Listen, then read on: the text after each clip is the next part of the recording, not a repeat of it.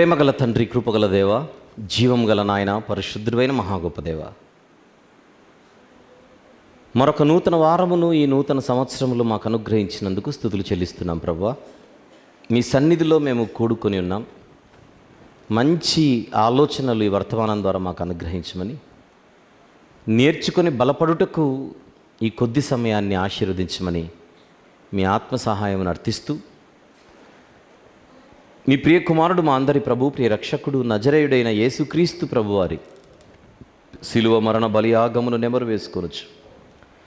మా అందరి నిమిత్తం ఆయన చిందించిన అమూల్యమైన రక్తమును ఆశ్రయించి మాత్రమే మీ సన్నిధికి వస్తూ ఇట్టి ఆనందముతో, సంతోషముతో ఆయన యొక్క ఘనమైన నామములోనే కొన్ని విన్నపములు పవిత్రమైన మీ పాదముల చెంత పెట్టి సమర్పించి వేడుకొనుచున్నాము తండ్రి. ఆమెన్.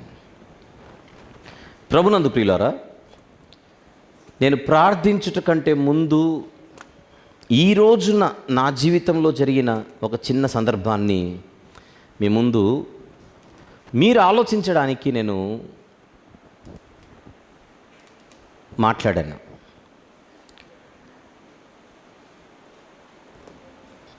తీరిక లేకుండా అనేక ప్రాంతాలలో పరిచర్య చేసి సుదీర్ఘమైన ప్రయాణాన్ని చేపట్టి ఎప్పుడో వేకుజామున ఇంటికి చేరుకున్న నాకు ప్రయత్నించిన కనీసం కునుకు రాకుండా, నిద్రపోకపోతే ఇప్పటికే బాగా అలసిపోయాను, మళ్ళీ ఈరోజు నేను ఆరాధనలో పాల్గొనాలి, రేపటి నుంచి మళ్ళీ ఇంకొక సెమినార్ స్టార్ట్ అవుతుంది హనుమకొండలో, శరీరం సహకరించకపోతే చాలా కష్టం, మొన్ననే 20 రోజుల పాటు బాగా సఫర్ అయ్యాను, ఇప్పుడిప్పుడే కోలుకుంటున్నాను, మళ్ళీ నేను ఈ నిద్ర తక్కువైతే మళ్ళీ ఆరోగ్యం దెబ్బతింటుంది కదా అని నేను ఆలోచిస్తుంటే, కనీసం కళ్ళు కూడా మోయకుండా ఉండేలా నా శరీరం అలా ఉంటూ కొన్ని గంటల వ్యవధిలోనే 2 క్రొత్త పాటలు వ్రాయడానికి దోహదపడినటువంటి ఒక అనుభవాన్ని, ఈరోజు అనుభవాన్ని మీ ముందు పెట్టాను. కావాలనే పెట్టాను. అది చెప్పి ప్రార్థన చేసి ప్రారంభిస్తున్నాను ఈ వర్తమానాన్ని. నేను అనుకున్నది జరగలేదు, మేబీ దేవుడు అనుకున్నది జరిగింది. మళ్ళీ నిద్రపోయాను, అలసట పోయింది. కానీ ఆ టైంలో దేవుడు ఆ పాటలు వ్రాయించాలని అనుకున్నాడేమో, అందుకే అలసట అన్నది నా శరీరానికి తాకలేదేమో, విశ్రాంతి అన్నది నేను కోరుకుంటున్నా అది నా దరికి చేరలేదు. ఈ పదాలన్నీ అందరు మనసులో పెట్టుకోండి.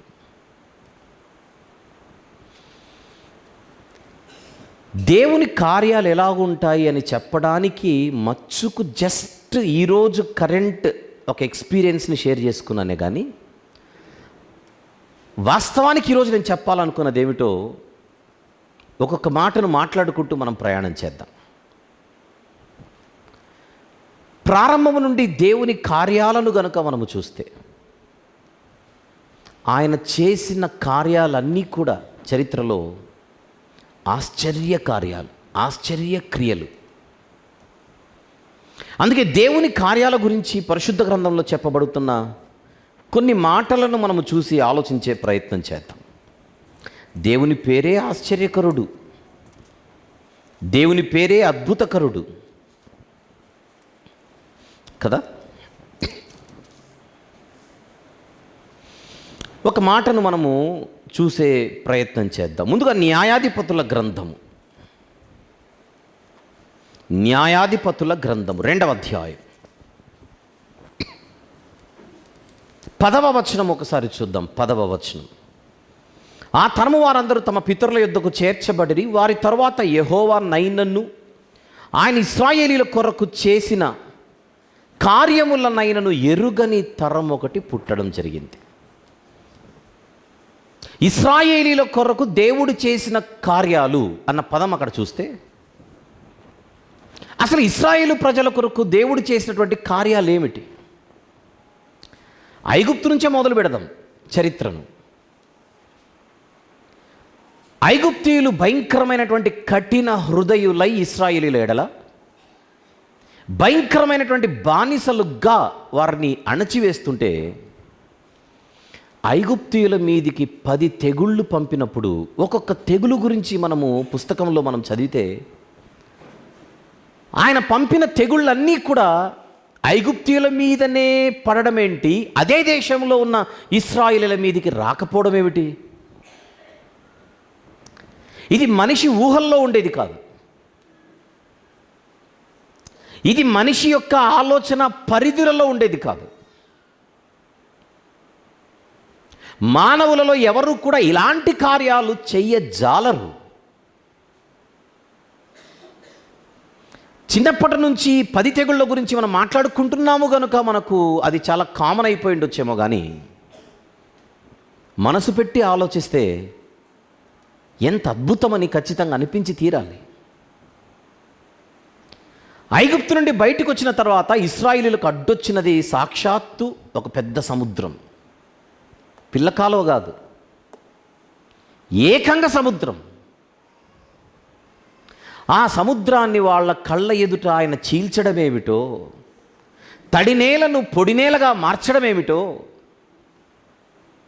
ఇటువైపు నీరు ఒక పెద్ద పర్వతాల్లాగా నిలబడితే ఆ నీటి మధ్య ఆరిన నేలపై లక్షలాది మంది ఇశ్రాయేలు ప్రజలు నడుచుకుంటూ వెళుతుంటే, మొన్న ఎవరో ఒక కార్టూనిస్ట్ ఒక చిన్న పిక్చర్ గీశాడు దీని గురించి. అలా లక్షలాది మంది ఇశ్రాయేలు ప్రజలు నడుచుకుంటూ వెళ్తుంటే, ఇప్పుడు మనమే ఉన్నాం ఇక్కడ నడుచుకుంటూ వెళ్తుంటే, ఇవన్నీ నీళ్ళే, మన కుడివైపున నీళ్ళే, ఎడమవైపున నీళ్ళే అలా లేచి నిలబడ్డాయి.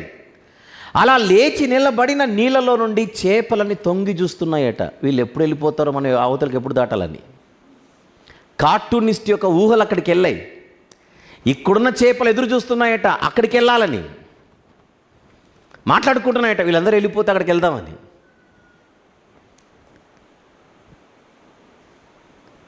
ఇశ్రాయేలు ప్రజలు ఆ సముద్రాన్ని దాటిన తర్వాత ఐగుప్తీయులు కూడా ప్రయత్నం చేస్తుంటే, అప్పుడు మళ్ళీ 2 జలభాగాలు కలిసిపోయి వారందరినీ ముంచేయడం ఏమిటో,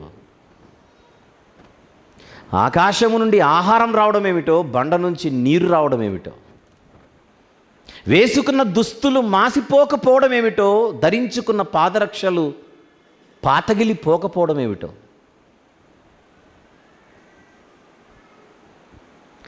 రాత్రివేళ అగ్నిస్తంభం ఏమిటో, పగటివేళ మేఘస్తంభం ఏమిటో, మానవుల ఊహలకు అందనంత గొప్ప కార్యాలు దేవునివి.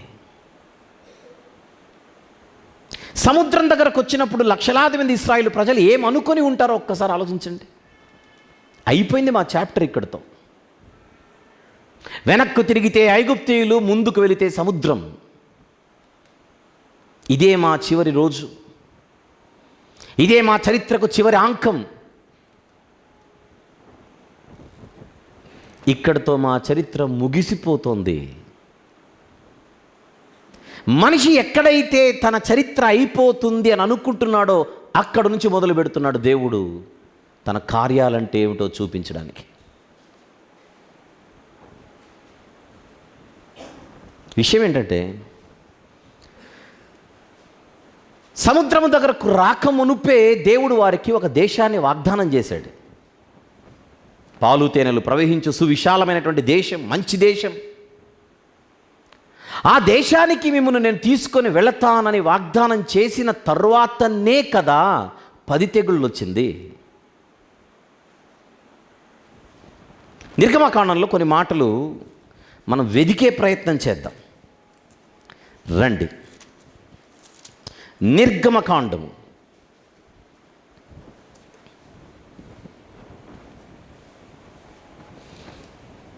14వ అధ్యాయం. నిర్గమకాండము 14వ అధ్యాయం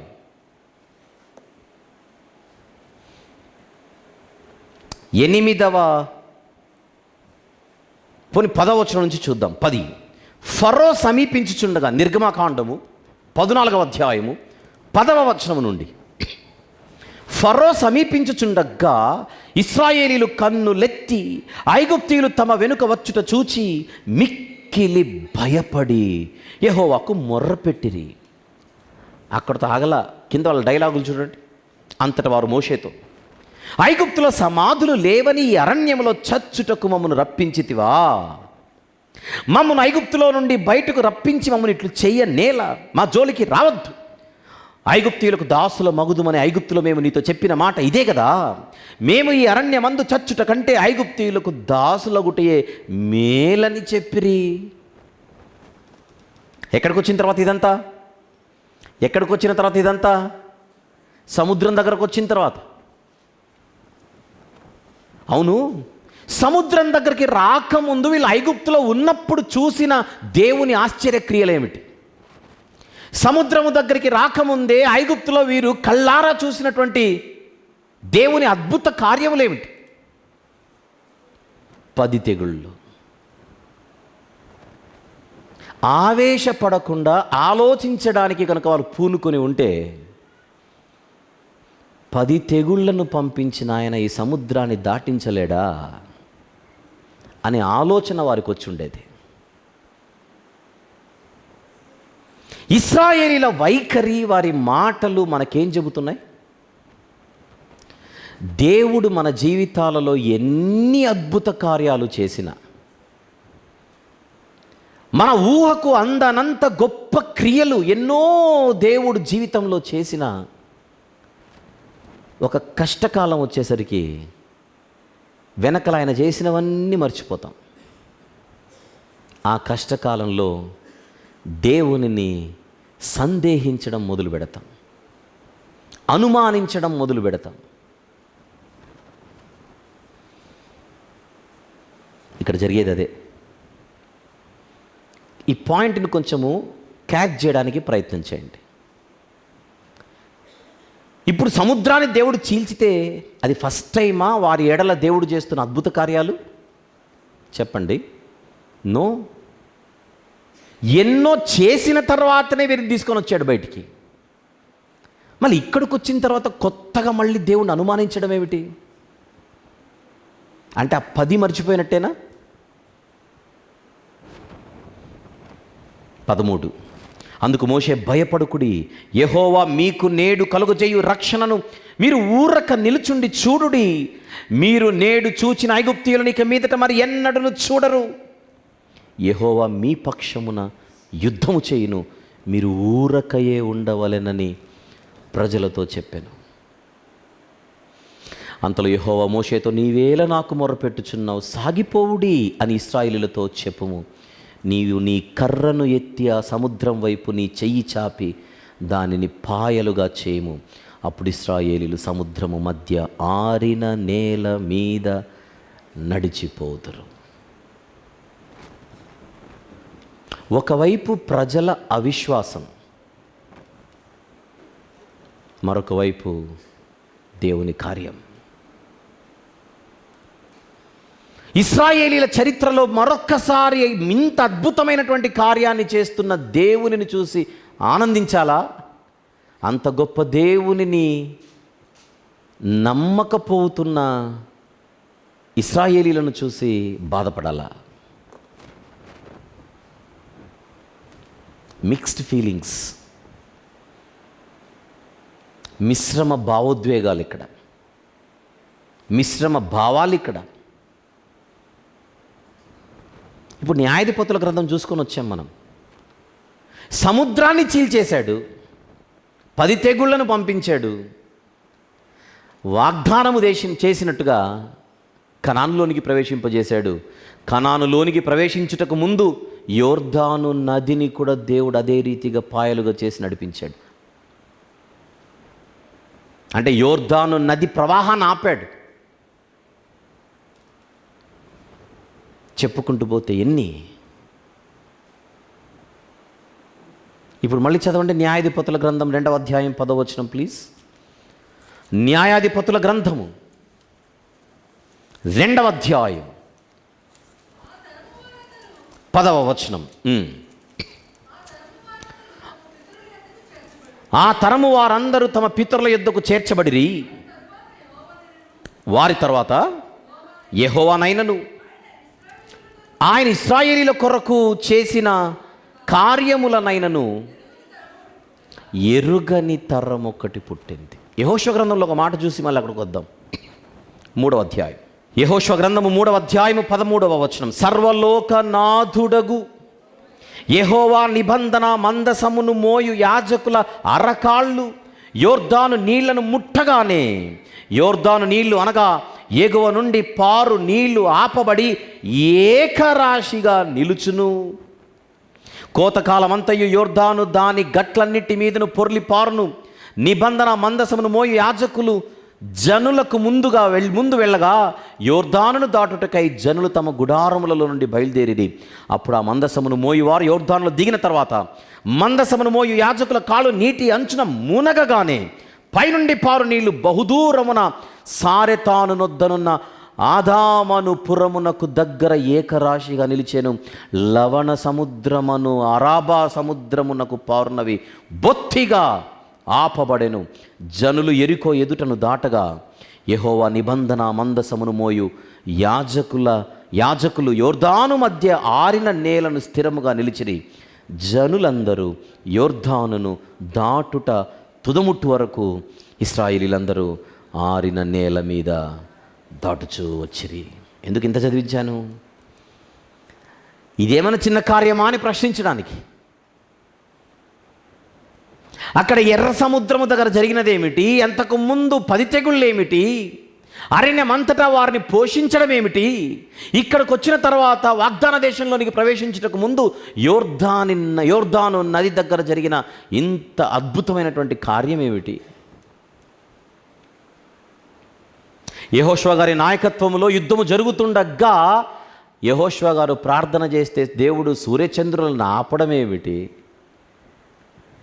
ప్రపంచ మానవ చరిత్రలో ఇశ్రాయేలీలు చూసినన్ని గొప్ప ఆశ్చర్య కార్యములు దేవుని దగ్గర నుండి ఏ జాతి చూడలేదు.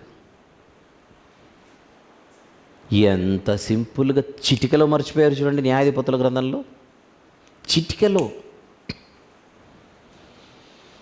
అనుభవించిన వాళ్ళు తమ తర్వాత తరం వారికి చెప్పకపోవడం, వీళ్ళు ఎరుగకపోవడం, భయంకరమైన బ్రతుకులోనికి వీరు జారిపోవడం.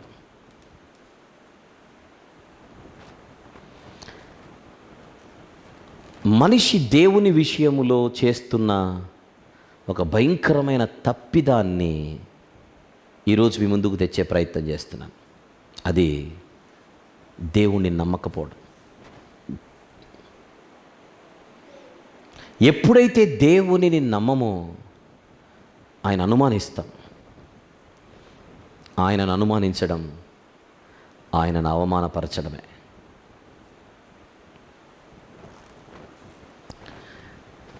కాకపోతే దేవుడు చేసే కార్యాలన్నిటినీ మనము చూస్తే మనిషిది అసాధ్యం అనుకున్న పాయింట్లో దేవుడు వాటిని సాధ్యపరుస్తూ వస్తుంటాడు. ఇంకొక ఎగ్జాంపుల్ దావీదు గొల్యాతు. అప్పటికే 40 రోజులు ఈ మనిషి సవాలు చేస్తూనే ఉన్నాడు, వాళ్ళు పారిపోతూనే ఉన్నారు. ఇక గొల్యాతును కొట్టడం అసాధ్యమని ఇశ్రాయేలు సైన్యం అంతా ఫిక్స్ అయిపోయింది. అప్పుడు నిలబెట్టాడు చంటోడిని. నాకౌట్, ఒక్క షాటే. ఎవరైనా ఊహిస్తారా గొల్యాతును అంత సింపుల్గా దేవుడు పడగొట్టిచ్చేస్తాడని? అది చిన్నోడి చేత. ప్రపంచాన్ని జలప్రలయం ఉంచింది. ఒక్క ఓడలో ఉన్నవారు వెళ్ళి పర్వతం ఎక్కారు. జలప్రలయం పర్వతాలను ముంచింది, ఓడ పర్వతాలను ఎక్కింది. కాదా ఇది ఆశ్చర్యం? లోతుగారు ఉన్నంత వరకు సొదొమ సేఫ్. ఆయన బయటికి వచ్చిన తర్వాతనే నాశనమైంది. ఇది కాదా ఆశ్చర్యం?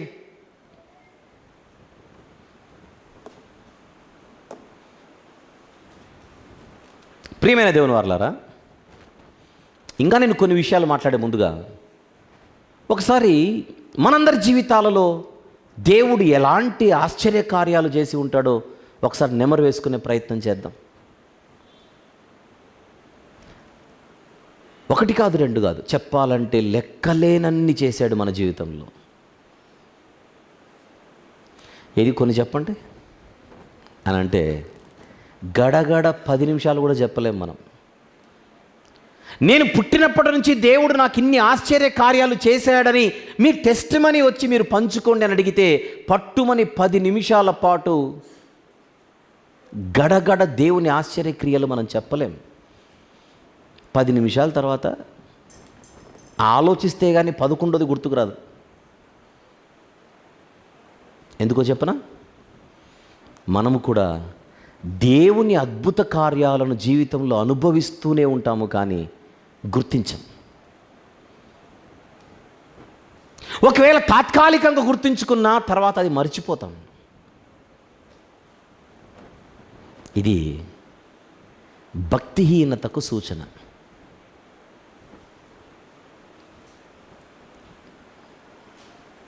కొన్ని సందర్భాలలో భక్తులు సహితం, విచిత్రం, భక్తులు సహితం ఒక పాయింట్ ఆఫ్ టైంలో గతములో దేవుడు చేసిన ఆశ్చర్యక్రియలను వారు ఆ పాయింట్ ఆఫ్ టైంలో మర్చిపోయే కొన్ని దాఖలాలు కూడా కనపడుతుంటాయి. మళ్ళీ దేవుడు వారిని హెచ్చరించిన తర్వాత మళ్ళీ వాళ్ళు కళ్ళు తెరుచుకొని నిజమే ప్రభువా తప్పైపోయిందని ఒప్పుకుంటుంటారు. ఈరోజు మనం ప్రతి ఆదివారము క్రమముగా మందిరానికి వస్తున్న వారమే దాదాపుగా ఇక్కడున్న వాళ్ళందరూ. లోకస్తులలా భయంకరమైన జీవితాలు కలిగిన వారం మనమేం కాదు. దేవుడంటే భయం ఉంది, దేవుడంటే భక్తి ఉంది, అన్నీ ఉన్నాయి.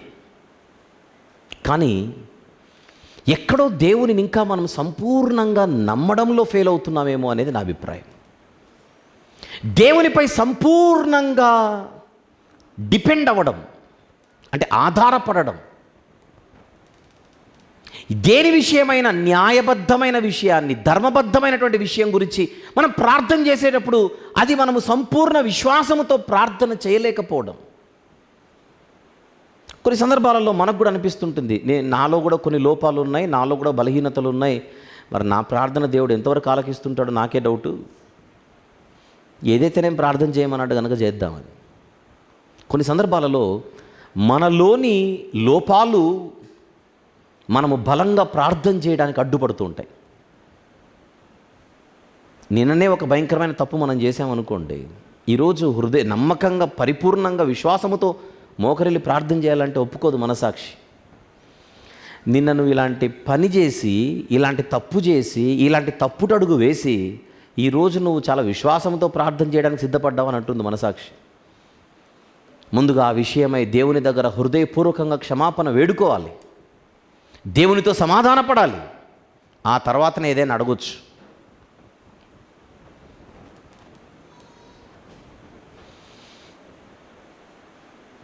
ఈ నూతన సంవత్సరంలో ముందుగా మనకు అసాధ్యమైనది దేవుడు సుసాధ్యము చెయ్యగలడు అనే ఒక సంపూర్ణ విశ్వాసము కలిగిన వారమై ఆయన మీద పరిపూర్ణంగా ఆధారపడి బతికే ఒక జీవితానికి మనం అలవాటు పడితే బాగుంటుంది అనేది నా ఉద్దేశం. సముద్రాన్ని పాయలుగా చేయడం మనిషికి ఎప్పటికీ జరగని పని, అది అసాధ్యం. దేవునికి సుసాధ్యం. యోర్దాను నదిని పాయలుగా చేయడం మనిషికి అసాధ్యం, దేవునికి సుసాధ్యం. సూర్యచంద్రులను ఆపడం మనిషికి ఎప్పటికీ అసాధ్యమే, దేవునికి సుసాధ్యం. మేబీ అలాంటివే ఈరోజు మన కళ్ళ ముందు మన జీవితాలలో ఉన్నాయేమో. టిల్ 2023 2023వ సంవత్సరం వరకు ఇది అసాధ్యం, ఇది అసాధ్యం, ఇది అసాధ్యం అనుకున్నా, ఇప్పటికి అనుకుంటున్నటువంటి విషయాలు ఏవైనా ఉంటే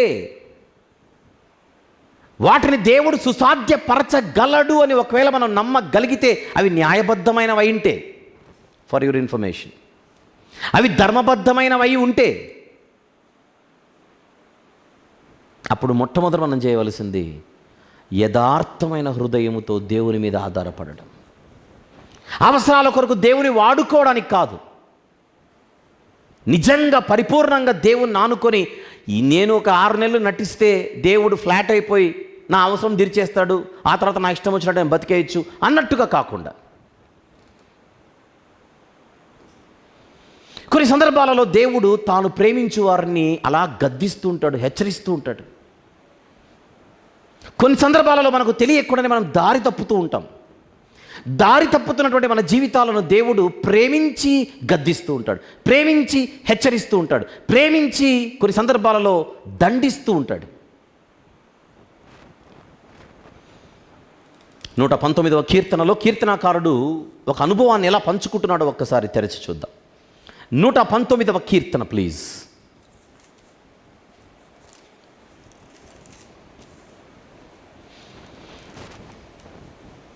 67వ వచనము చూద్దామా.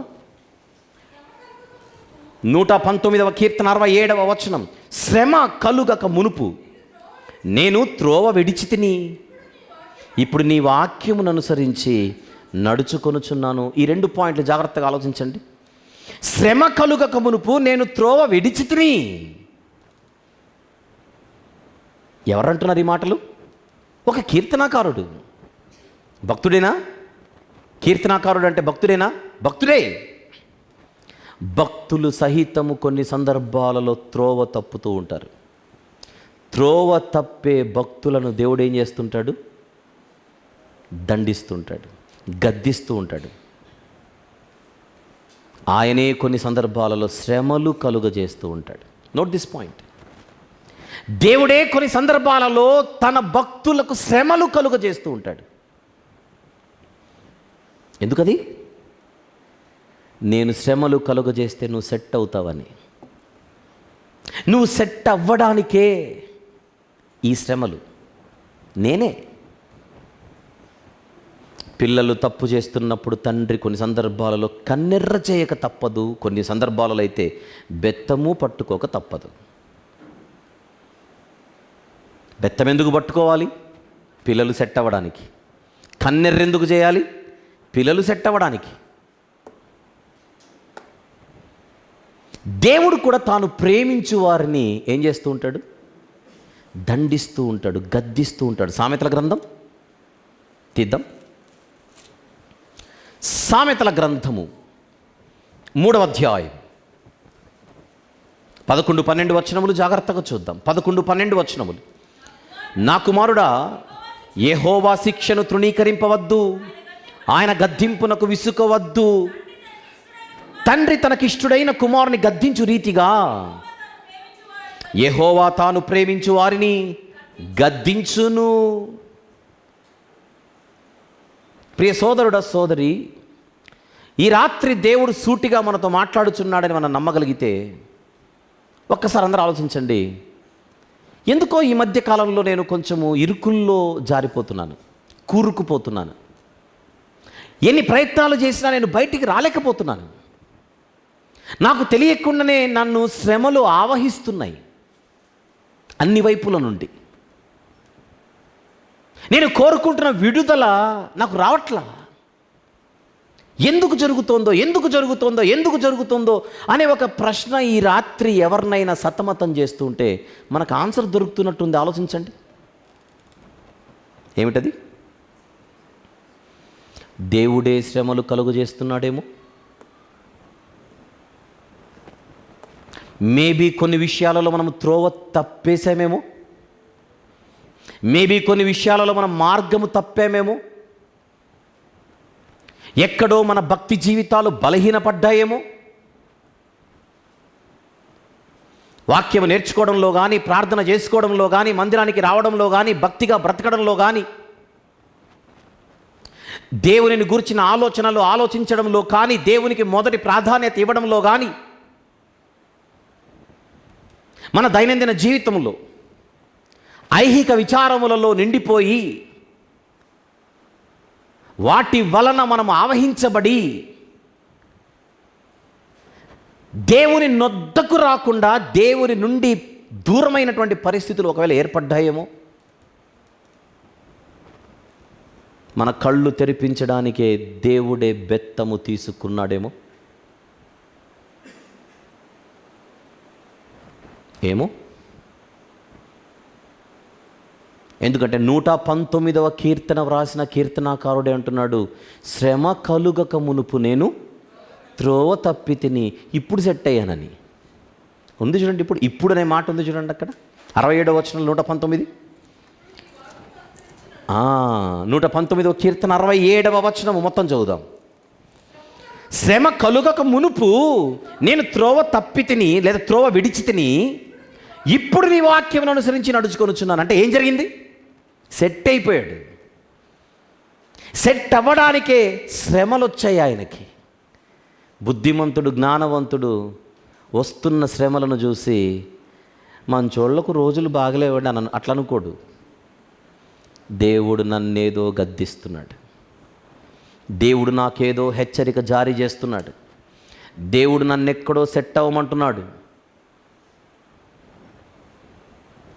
గొల్యాతును కొట్టిన దావీదునే దేవుడు ఒకసారి కొట్టాడు.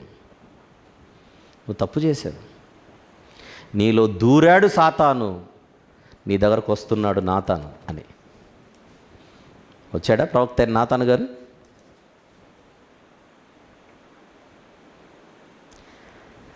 గొల్యాతును కొట్టింది దావీదేనా? దావీదును కొట్టింది దేవుడేనా? దేవా, దావీదు అంటే నీకు ఇష్టుడు కదా, ఇష్టుని కొడతావా? దేనికి? త్రోవ తప్పాడు. త్రోవ తప్పిన నా కుమారుణ్ణి నేను మళ్ళీ త్రోవలోకి తీసుకొని రావాలి. అందుకే గద్దింపు. ఎలాంటి గద్దింపు? కన్న కొడుకుని లేపేశాడు. అంత స్ట్రిక్ట్ యాక్షన్ తీసుకున్నాడు. కొన్ని సందర్భాలలో దేవుని యాక్షన్స్ ఎలా ఉంటాయి చూడండి. దేవుడు అంటే ఏంటో మనకంటే బాగా తెలిసే దావీదు గారికి మ్యాటర్ అర్థమై కొడుకు చనిపోయిన వెంటనే సెట్ అయి దేవుని దగ్గరకు వచ్చేసాడు. నువ్వు ఎంత కఠినాత్ముడివి, నా కొడుకుని తీసేసావు కదా, అలాంటప్పుడు ఎందుకు ఇవ్వాలి? ఇవన్నీ ఏం లేవు డైలాగులు. చేతులు కట్టుకొని దేవుని దగ్గరకు వచ్చేసాడు. నీ తీర్పు న్యాయమే ప్రభువా. నాకు తెలిసి మన జీవితాల్లో దేవుడు ఇంత యాక్షన్ ఎప్పుడు తీసుకోవాలా, అంతవరకు వెళ్ళలేదు దేవుడు. అంతేనా? చావు దెబ్బ ఎప్పుడు కొట్టలేదు మనల్ని, కానీ హెచ్చరిస్తుంటాడు. ఈ రాత్రి మేబీ ఈ హెచ్చరికలే మనకు వస్తున్నాయేమో. చెబుతున్న నాకు, వింటున్న మీకు. ఎందుకంటే ప్రతి మనిషి జీవితంలో ఎక్కడో ఈ ప్రశ్న చాలా ఇబ్బంది పెడుతుంటుంది. ఎందుకు ఈ కష్టాలు, ఎందుకు ఈ ఇబ్బందులు, ఎందుకు ఈ శ్రమలు, ఎందుకు ఇన్ని ప్రయత్నాలు చేసినా నేనెందుకు వీటిలో నేను సక్సెస్ని చూడలేకపోతున్నాను? చాలా సందర్భాల్లో చెప్పాను. వీలైతే ఈరోజు ఇంటికి వెళ్ళిన తర్వాత హగ్గై గ్రంథం 1వ అధ్యాయం మొదటి 11 వచనాలు చదవండి. ఈ సబ్జెక్ట్కి అది మీకు ఉపయోగపడుతుంది. మనకు టైం లేదు కనుక అన్ని వచనాలు చదివించడం కష్టమని జస్ట్ నేను హోంవర్క్ లాగా ఒక పోర్షన్ ఇస్తున్నాను. హగ్గై గ్రంథం 1వ అధ్యాయము ఎన్ని వచనాలు చదవమంటున్నాను? 11 వచనాలు చదవండి చాలు. మొత్తం 15 ఉంటాయి. నేను ఒక 4 వచనాలు తీసేస్తున్నాను, మళ్ళీ అంత ఇబ్బంది పెట్టడం ఎందుకని. 11 చదవండి. దేవుడు తన పిల్లలను ఎలా సెట్ చేస్తుంటాడు. లేదు ఒకసారి చదవండి మా తృప్తి కోసం అంటే చదువుతాను. చూద్దాం కొన్ని వచనాలు. 5వ వచనం నుంచి. కాబట్టి సైన్యములకు అధిపత్యగు యెహోవా సెలవిచ్చినదేమనగా, మీ ప్రవర్తనను గురించి ఆలోచించుకొనుడి. మీరు విస్తారముగా విత్తినను మీకు కొంచెమే పండెను. మీరు భోజనము చేయుచున్నను ఆకలి తీరకయున్నది, పానము చేయుచున్నను దాహము తీరకయున్నది, బట్టలు కప్పుకొనుచున్నను చలి ఆగకున్నది, పనివారు కష్టము చేసి జీతము సంపాదించుకొని నన్ను జీతము చిరిగిపోయిన సంచిలో వేసినట్టు ఉన్నది. మీ ప్రవర్తనను గురించి ఆలోచించుకున్నది. ఇంతకు మ్యాటర్ ఏంటి? మందిరాన్ని కడతామని మాటిచ్చి బయలుదేరిన వీళ్ళు పునాది వేసి సైలెంట్ అయిపోయి పెద్ద పెద్ద అద్దాల మేడలు కట్టుకుంటున్నారు, ఇండ్లు కట్టుకుంటున్నారు. నా మందిరము పాడై ఉండగా మీరు మీ ఇండ్లను కట్టుకున్నటకిది చెప్పండి సమయమా? ప్రయాసపడుతున్నారు, ఫలితాలు లేవు. ప్రయాసపడుతున్నారు, రిజల్ట్ లేదు. ఎందుకు అని అడిగితే మొహమాటం లేకుండా చెప్పాడు, నేనే కొడుతున్నా నిన్ను అన్నాడు. అంతే. నేనే. నువ్వు మరి శోధన గీదన అని పెద్ద పెద్ద మాటలు మాట్లాడుకోకు. కొట్టేదే నేను. చూడండి 11వ వచనం, 10:11. కాబట్టి మిమ్మును బట్టి ఆకాశపు మంచు కురవకై ఉన్నది, భూమి పండకై ఉన్నది. మీరు మొత్తం 11 చదవమన్నాను, నేను జస్ట్ అలా మీకు క్లియర్ అవ్వడానికి చదివిస్తున్నాను కొన్ని వచనాలు. 11, నేను, సాతాను కాదు, నేను భూమికిని పర్వతములకును అనావృష్టి కలుగజేసి ధాన్యము విషయములోను, ద్రాక్షారసం విషయంలోను, తైలము విషయములోను, భూమి ఫలించు సమస్తము విషయములోను, మనుషుల విషయములోను, పశువుల విషయములోను, నెక్స్ట్ చేతి పనులన్నిటి విషయములోను క్షామము పుట్టించి ఉన్నాను. ఇదంతా చేసింది నేనే, చేస్తున్నది నేనే. ఎంతవరకు చేస్తావు ప్రభు? ఇలా మీరు సెట్ అయ్యేంతవరకు, మీరు సెట్ అయ్యేంతవరకు. ఇది దేవుని గద్దింపు. నా తట్టు తిరిగి చూడండి, మీరు నా తట్టు తిరిగి చూడండి, తర్వాత మీ తట్టు నేను తిరిగితే మ్యాటర్ ఎలా ఉంటుందో అప్పుడు చూద్దురు. కానీ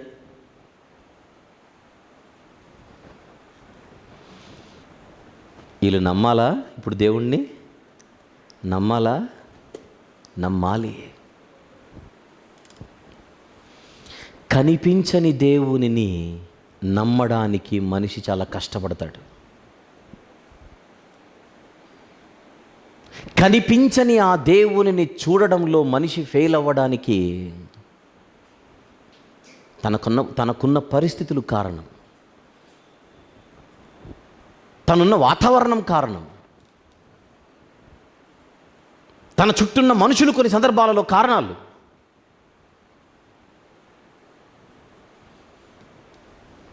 మనలను చూసే దేవునిని మనము చూడలేకపోవడానికి గల కారణం మన జీవితంలో ఎన్నో వాటితో మనం ఆవహించబడ్డాం. ఉదయం లేచినప్పటి నుంచి రాత్రి పడుకునేంతవరకు పనులు చేసుకోవద్దని దేవుడు ఎక్కడ చెప్పలా. వాటిలో పడి నన్ను చూడడంలో మీరు ఫెయిల్ అవ్వకండి. వాటిలో పడి నాకు దూరం అవ్వకండి.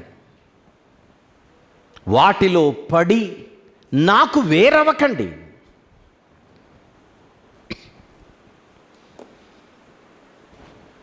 మనం ఎప్పుడు దేవుని నొద్దకు రావాలి తప్ప దేవుని నుండి వెళ్ళిపోకూడదు. భోజనము చేసినను, పానము చేసినను, నెక్స్ట్ మరేమి చేసినను దేవుని నొద్దకొచ్చేలా చేయాలి. దేవునికి దూరం అయ్యేలా పనులు చేయకూడదు.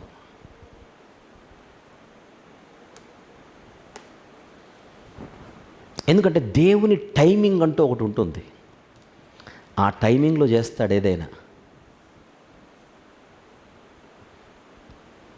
వీళ్ళు రాకముందే సముద్రాన్ని చీల్చి రెడీగా పెట్టిండొచ్చుగా. ఇశ్రాయేలీయులు రాకముందే సముద్రాన్ని మొత్తం పాయలు చేసి వాళ్ళు నడిపించవచ్చుగా. నో, వాళ్ళకు పాయింట్కి రావాలి, ఇక చేతులు ఎత్తేయాలి. దొరల్లాగా చేతులు ఊపుకుంటూ రాకూడదు. చేతులు ఊపుకుంటూ వస్తే రెడీగా ఉండే పరిస్థితులు కాదు దేవుడు చేసేవి. నువ్వు చేతులు ఎత్తేయాలి. ఇంక అయిపోయింది ప్రభువా నా చాప్టర్ని, సంపూర్ణంగా నా మీద డిపెండ్ అవ్వాలి. అప్పుడు చూస్తావు నా కార్యం.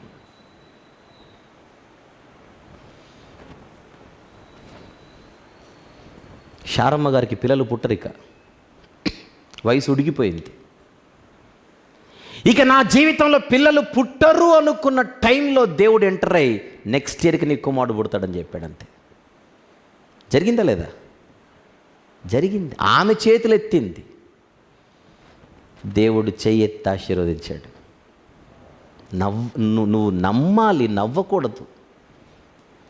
నేను నవ్వలేదు ప్రభువా. నవ్వావు, నువ్వు నవ్వావు. నేను నీకు బిడ్డనిస్తాను ఈ టైంలో అంటే నువ్వు నవ్వావు. నువ్వు చేయవలసింది నవ్వడం కాదు, నమ్మడం. ఆహా,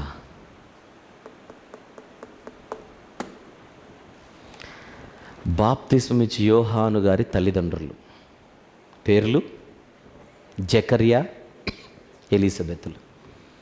ఒక్కసారి ఆ వృద్ధ దంపతుల దగ్గరికి అలా వెళ్ళి పలకరించేసి వచ్చేద్దాం, వాళ్ళిద్దరికీ హ్యాపీ న్యూ ఇయర్ చెప్పేసి వచ్చేద్దాం. రండి. లూకాసు వార్త,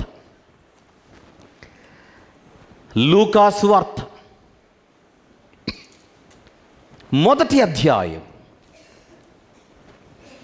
8వ వచనం నుండి చదువుకుంటూ కిందికి వద్దాం. 8వ వచనము నుండి, జకర్యా తన తరగతి క్రమము చొప్పున, అందరు తీశారా? లూకాసు వార్త మొదటి అధ్యాయము 8 నుంచి, జకర్యా తన తరగతి క్రమము చొప్పున దేవుని ఎదుట యాజక ధర్మము జరిగించుచుండగా. ఇంతకు వీళ్ళిద్దరు ఎవరో, వీళ్ళ పరిస్థితి ఒక్కసారి కొంచెం పైన చూసొద్దాం. 5వ వచనం నుంచి, యూదయ దేశపు రాజైన హేరోదు దినములలో అబియా తరగతిలోనున్న జకర్యాను ఒక యాజకుడు ఉండెను. అతని పేరు అతని భార్య అహరోను కుమార్తెలలో ఒకతే, ఆమె పేరు ఎలీసబెతు. వీరిద్దరూ ప్రభువు యొక్క సకలమైన ఆజ్ఞల చొప్పునను న్యాయ విధుల చొప్పునను నిరపరాధులుగా నడుచుకొనుచు దేవుని దృష్టికి నీతిమంతులై ఉండిరి. వాళ్ళ ప్రొఫైల్ ఎలా ఉంది చూడండి. వాళ్ళ ప్రొఫైల్ ఎలా ఉంది? దేవుని యొక్క సకలమైన ఆజ్ఞల చొప్పున న్యాయ విధుల చొప్పున నిరపరాధులుగా నడుచుకొనుచు దేవుని దృష్టికి నీతిమంతులై ఉండ్రి. అద్భుతమైనటువంటి దంపతులు, అద్భుతమైన దంపతులు. జకర్యా అనే ఈయన యాజకుడే, ఎలీసబెతు అనేటువంటి ఆమె యాజకుని కుమార్తె, అహరోను కుమార్తెలలో ఒకతే. అంటే అర్థం ఏంటి? ఎలీసబెతు గారి తండ్రి గారు కూడా ఒక యాజకుడే. మన భాషలో చెబితే పాస్టర్ గారు, పాస్టర్ అమ్మ గారు, పాస్టర్ గారి కుమార్తె, పాస్టర్ గారు, పాస్టర్ గారి కుమార్తె. సాక్ష్యం ఎట్లుంది ఇద్దరికి? ఈ భార్యాభర్తలకు సాక్ష్యం ఎట్లుంది? జకర్యా గారి మామగారు పాస్టరే, ఒక పాస్టర్ గారి కుమార్తెను చేసుకున్న పాస్టర్ గారు. సాక్ష్యం ఎట్లుంది? నిరపరాధులు. సాక్ష్యం ఎలా ఉంది? నీతిమంతులు. 7వ వచనం, 6వ వచనంలోని చివరి మాట, దేవుని దృష్టికి నీతిమంతులై యుండిరి. 7వ వచనం, ఎలీసబెతు గొడ్రాలుగా ఉంది. 6వ వచనం ముగింపు, దేవుని దృష్టికి నిరపరాధులు, దేవుని దృష్టికి నీతిమంతులు. 7వ వచనం, ఎలీసబెతు గొడ్రాలు. ఏం మ్యాచ్ అవుతుందా? మ్యాచ్ అవ్వట్లేదు చూడండి. నిరపరాధులైన నీతిమంతులైన దంపతుల జీవితములో కనబడుతున్న దృశ్యం. ఎలీసబెతు గొడ్రాలైనందున వారికి పిల్లలు లేకపోయిరి, మరియు వారిద్దరూ బహుకాలము గడిచిన వృద్ధులైరి. ఇంక అయిపోయింది. ఇక వాళ్ళు పిల్లలు కనడానికి, వారికి పిల్లలు పుట్టడానికి బయోలాజికల్గా అసలు ఏ ఛాన్స్ లేదు. They have crossed every stage. అప్పుడు దేవుడు ఎంటర్ అయ్యాడు. దేవుని ఎంట్రన్స్ ఎలా ఉంది చూడండి, లేదా దేవుని యొక్క కార్యం ఎలా స్టార్ట్ అవుతుందో చూడండి. 8వ వచనం, జకర్యా తన తరగతి క్రమము చొప్పున దేవుని ఎదుట యాజక ధర్మము జరిగించుచుండగా, యాజక మర్యాద చొప్పున ప్రభు ఆలయములోనికి వెళ్ళి ధూపము వేయుటకు అతనికి వంతు వచ్చాను. ధూప సమయమందు ప్రజల సమూహమంతయు వెలుపల ప్రార్థన చేయుచుండగా, ప్రభువు దూత ధూపవేదిక కుడివైపున నిలిచి అతనికి కనబడగా, ఇది చిన్న విషయం కాదు. ఒక విషయం చెప్పనా? మలాకీ గ్రంథం అయిపోయిన తర్వాత పాత నిబంధన, ఇప్పుడు లూకాసు వార్తలో ఏ కార్యమైతే జరుగుతుందో ఆ మలాకీ గ్రంథానికి లూకాసు వార్తలోని ఈ సంఘటనకు మధ్య 400 సంవత్సరాలు. ఎంత గ్యాప్? 400 సంవత్సరాలు మలాకీకి లూకాసు వార్తలోని 1వ అధ్యాయంలో జరుగుతున్న ఈ సంఘటనకు. ఈ 400 సంవత్సరాల పాటు దేవుడు ఏ దూతను భూమి మీదికి పంపలేదు. సైలెంట్ పీరియడ్, నిశ్శబ్ద కాలం. 400 సంవత్సరాల పరలోక మౌన కాలం. ప్రవక్త అయిన మలాకి గారి చేత ఏ మెసేజ్ అయితే దేవుడు పంపించాడో ప్రజల మధ్యకు, అక్కడితో దేవుడు సైలెంట్ అయిపోయాడు.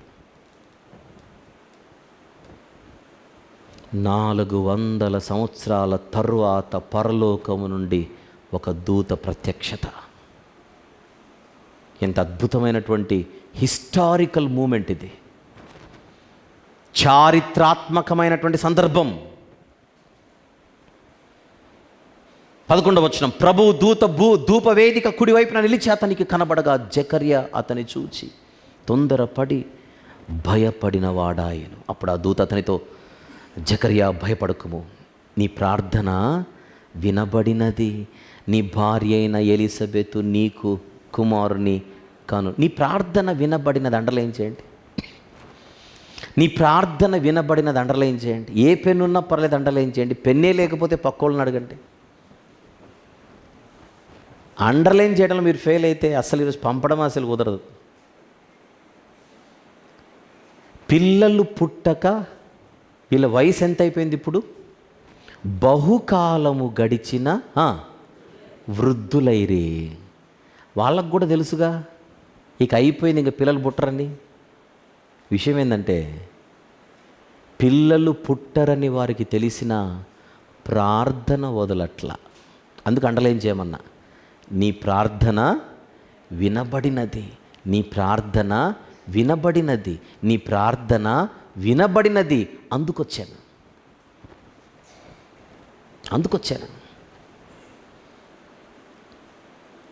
ఫిజికల్గా మీకు తెలుసు పాసిబిలిటీ లేదని. డాక్టర్ల దగ్గరికి వెళితే వాళ్ళు చేతులు ఎత్తేస్తారు. కానీ మీ ఇద్దరిలో నాకు నచ్చినది మీరు వదలట్లా, పట్టుబట్టారు, అడుగుతూనే ఉన్నారు. అడిగే వారిలో జకర్యా కూడా ఉన్నాడు. నీ ప్రార్థన.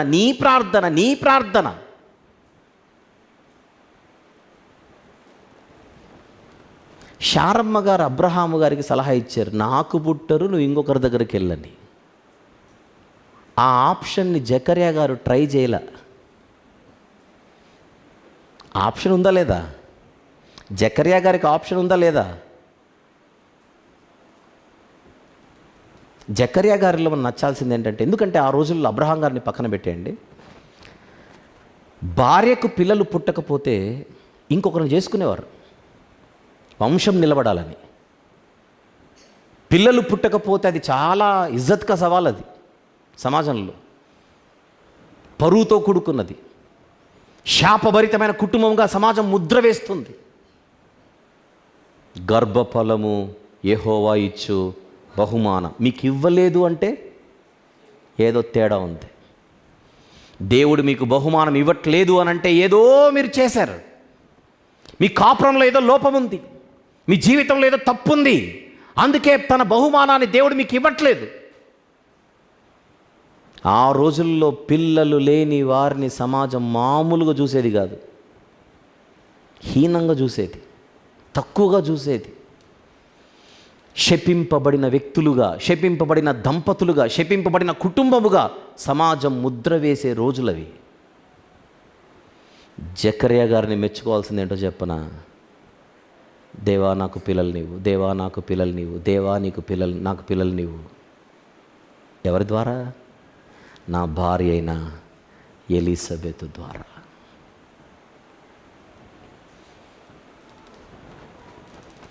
సలహాలు ఇచ్చే ఉంటారు చాలామంది. తాతయ్య నువ్వు కొంచెం ఆలోచించు, ఎలాగో ఇక అమ్మగారికి బామ్మగారికి పిల్లలు పుట్టరు, ఆలోచించు. పెళ్లి చేసుకునేటప్పుడే నేను ప్రమాణం చేశాను రా మనవడ. ఏమని? వ్యాధి ఎందును, బాధ ఎందును, కలిమి ఎందును, లేమి ఎందును ప్రమాణాలు చేసిన తర్వాతనే పెళ్లి చేసుకున్నాను. కష్టమైన, నష్టమైన, ఇరుకైన, ఇబ్బంది అయినా నా భార్యను నేను విడిచిపోను. ఎంత నమ్మకమైన భర్త! నిందలు భరిస్తున్న ఒకరికొకరు ఎంత అద్భుతంగా కలిసి జీవించిన ఒక అద్భుతమైనటువంటి చరిత్ర ఈ దంపతులకు ఉంది.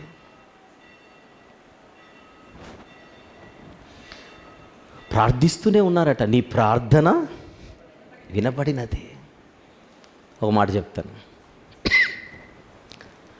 ప్రార్థన చేసుకునే అలవాటు ఎవరికైనా ఇక్కడ లేకపోతే ఈ పాఠం కళ్ళు తెరిపించాలి. మందిరానికి రావడం సరిపోదు, వాక్యం చదువుకోవడం సరిపోదు, పాటలు పాడడం సరిపోదు, ఇయర్ ఫోన్లు పెట్టుకొని వాక్యం వినడం సరిపోదు. ప్రార్థన యాడ్ అవ్వాలి.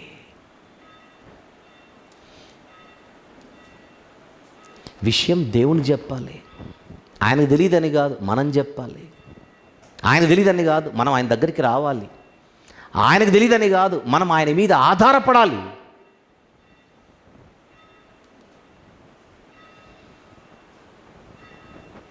తిమింగలం రెడీగా ఉంది సముద్రంలో. బాబు ప్రార్థన చేసేందుకు నువ్వు సైలెంట్గా ఉండు అన్నాడు దేవుడు, అంతే. బాబు అంటే ఎవరు ఇక్కడ? యోనా గారు. చేప రెడీగా ఉంది, ప్రభువా రెడీనట్టు. ఆగు, ఇప్పుడే పడ్డాడు, ఆగు. ఓడ బద్దలైపోయేటప్పుడే చేప రెడీగా ఉంది. యోనా గారు నిద్రపోయేటప్పుడే, ఓడలో నిద్రపోతున్నాడుగా, యోనా గారు నిద్రపోయేటప్పుడే చేప రెడీగా ఉంది. చూస్తూ ఉంది. గ్రీన్ సిగ్నల్ ఎప్పుడు పడుతుందా, గ్రీన్ సిగ్నల్ ఎప్పుడు పడుతుందా బయలుదేరడానికి. రెడ్ సిగ్నల్ ఉంది. ఇంకా ఏంటి ప్రభువా నన్నేమో ఇక్కడ పెట్టావు, టైం అయిపోతుందంటే మావాడు ఇంకా నిద్రపోతున్నాడా? నిద్రపోతే నువ్వు ఆన్సర్ ఇవ్వవా? నో. అరగంట తర్వాత మళ్ళీ చేప దేవుడిని అడుగుతుంది, ప్రభువా ఏంటి సంగతి అని. సముద్రంలో పడమేం చెప్తున్నాడు అందరినీ, సముద్రంలో నన్ను తోసేయండి అని చెప్తున్నాడు అందరితో. ఆగా మళ్ళీ పడ్డాడు అరగంట తర్వాత. ప్రభువా పడినట్టున్నాడు కదా, పడ్డాడే, ఇంకా కళ్ళు తెరుచుకోలేదు. ఆగు. హీరోలాగా చెప్పాడు సముద్రంలో దొయ్యమని. పడిన తర్వాత తెలిసింది సముద్రం అంటే ఏంటో. ఇక లోపలికి వెళ్ళి సముద్ర పట్టడుగు భాగానికి వెళ్ళిపోయాడు. పడడం వెళ్ళిపోయాడు లోపలికి. పడడం నాచంత ముఖానికి చుట్టుకుంటుంటే, ఊపిరికి ఆగిపోతుంటే, ప్రాణమిక వెళ్ళిపోతుంది అనుకుంటుంటే అప్పుడు స్టార్ట్ చేశాడు ప్రార్థన, ప్రభువా అని. అప్పుడు రెడ్ సిగ్నల్ నుంచి గ్రీన్ సిగ్నల్ పడింది చేపకు. ఏం ప్రభువా ఏం చేయాలని ఇప్పుడే స్టార్ట్ చేశాడు. నువ్వు అలా మెల్లగా కదులు. ఇక అయిపోయింది ప్రభు అన్నాడు యోనా. అప్పుడు ఎంటర్ అయ్యాడు దేవుడు. కమాన్. అప్పుడు తెరిచింది చేప, లోపలికి వెళ్ళిపోయాడు. ప్రేయర్.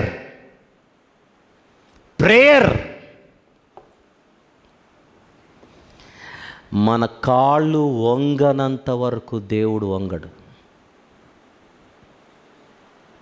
మనమే మొండోళ్ళమైతే మనల్ని పుట్టించినోడు ఇంకెంత మొండోడు ఆలోచించాలి చెప్పండి. మన డైలాగులే మన పిల్లలతో. ఒరే నీకే అంతుంటే నిన్ను కన్నోడు నాకెంత ఉండాలి. సేమ్ అంతే. నువ్వు నా తట్టు తిరగాలి, అప్పుడు నేను నీ తట్టు తిరుగుతాను. దానియేలు గ్రంథం, లూకాసు వార్త క్లోజ్ చేయకండి. దానియేలు గ్రంథం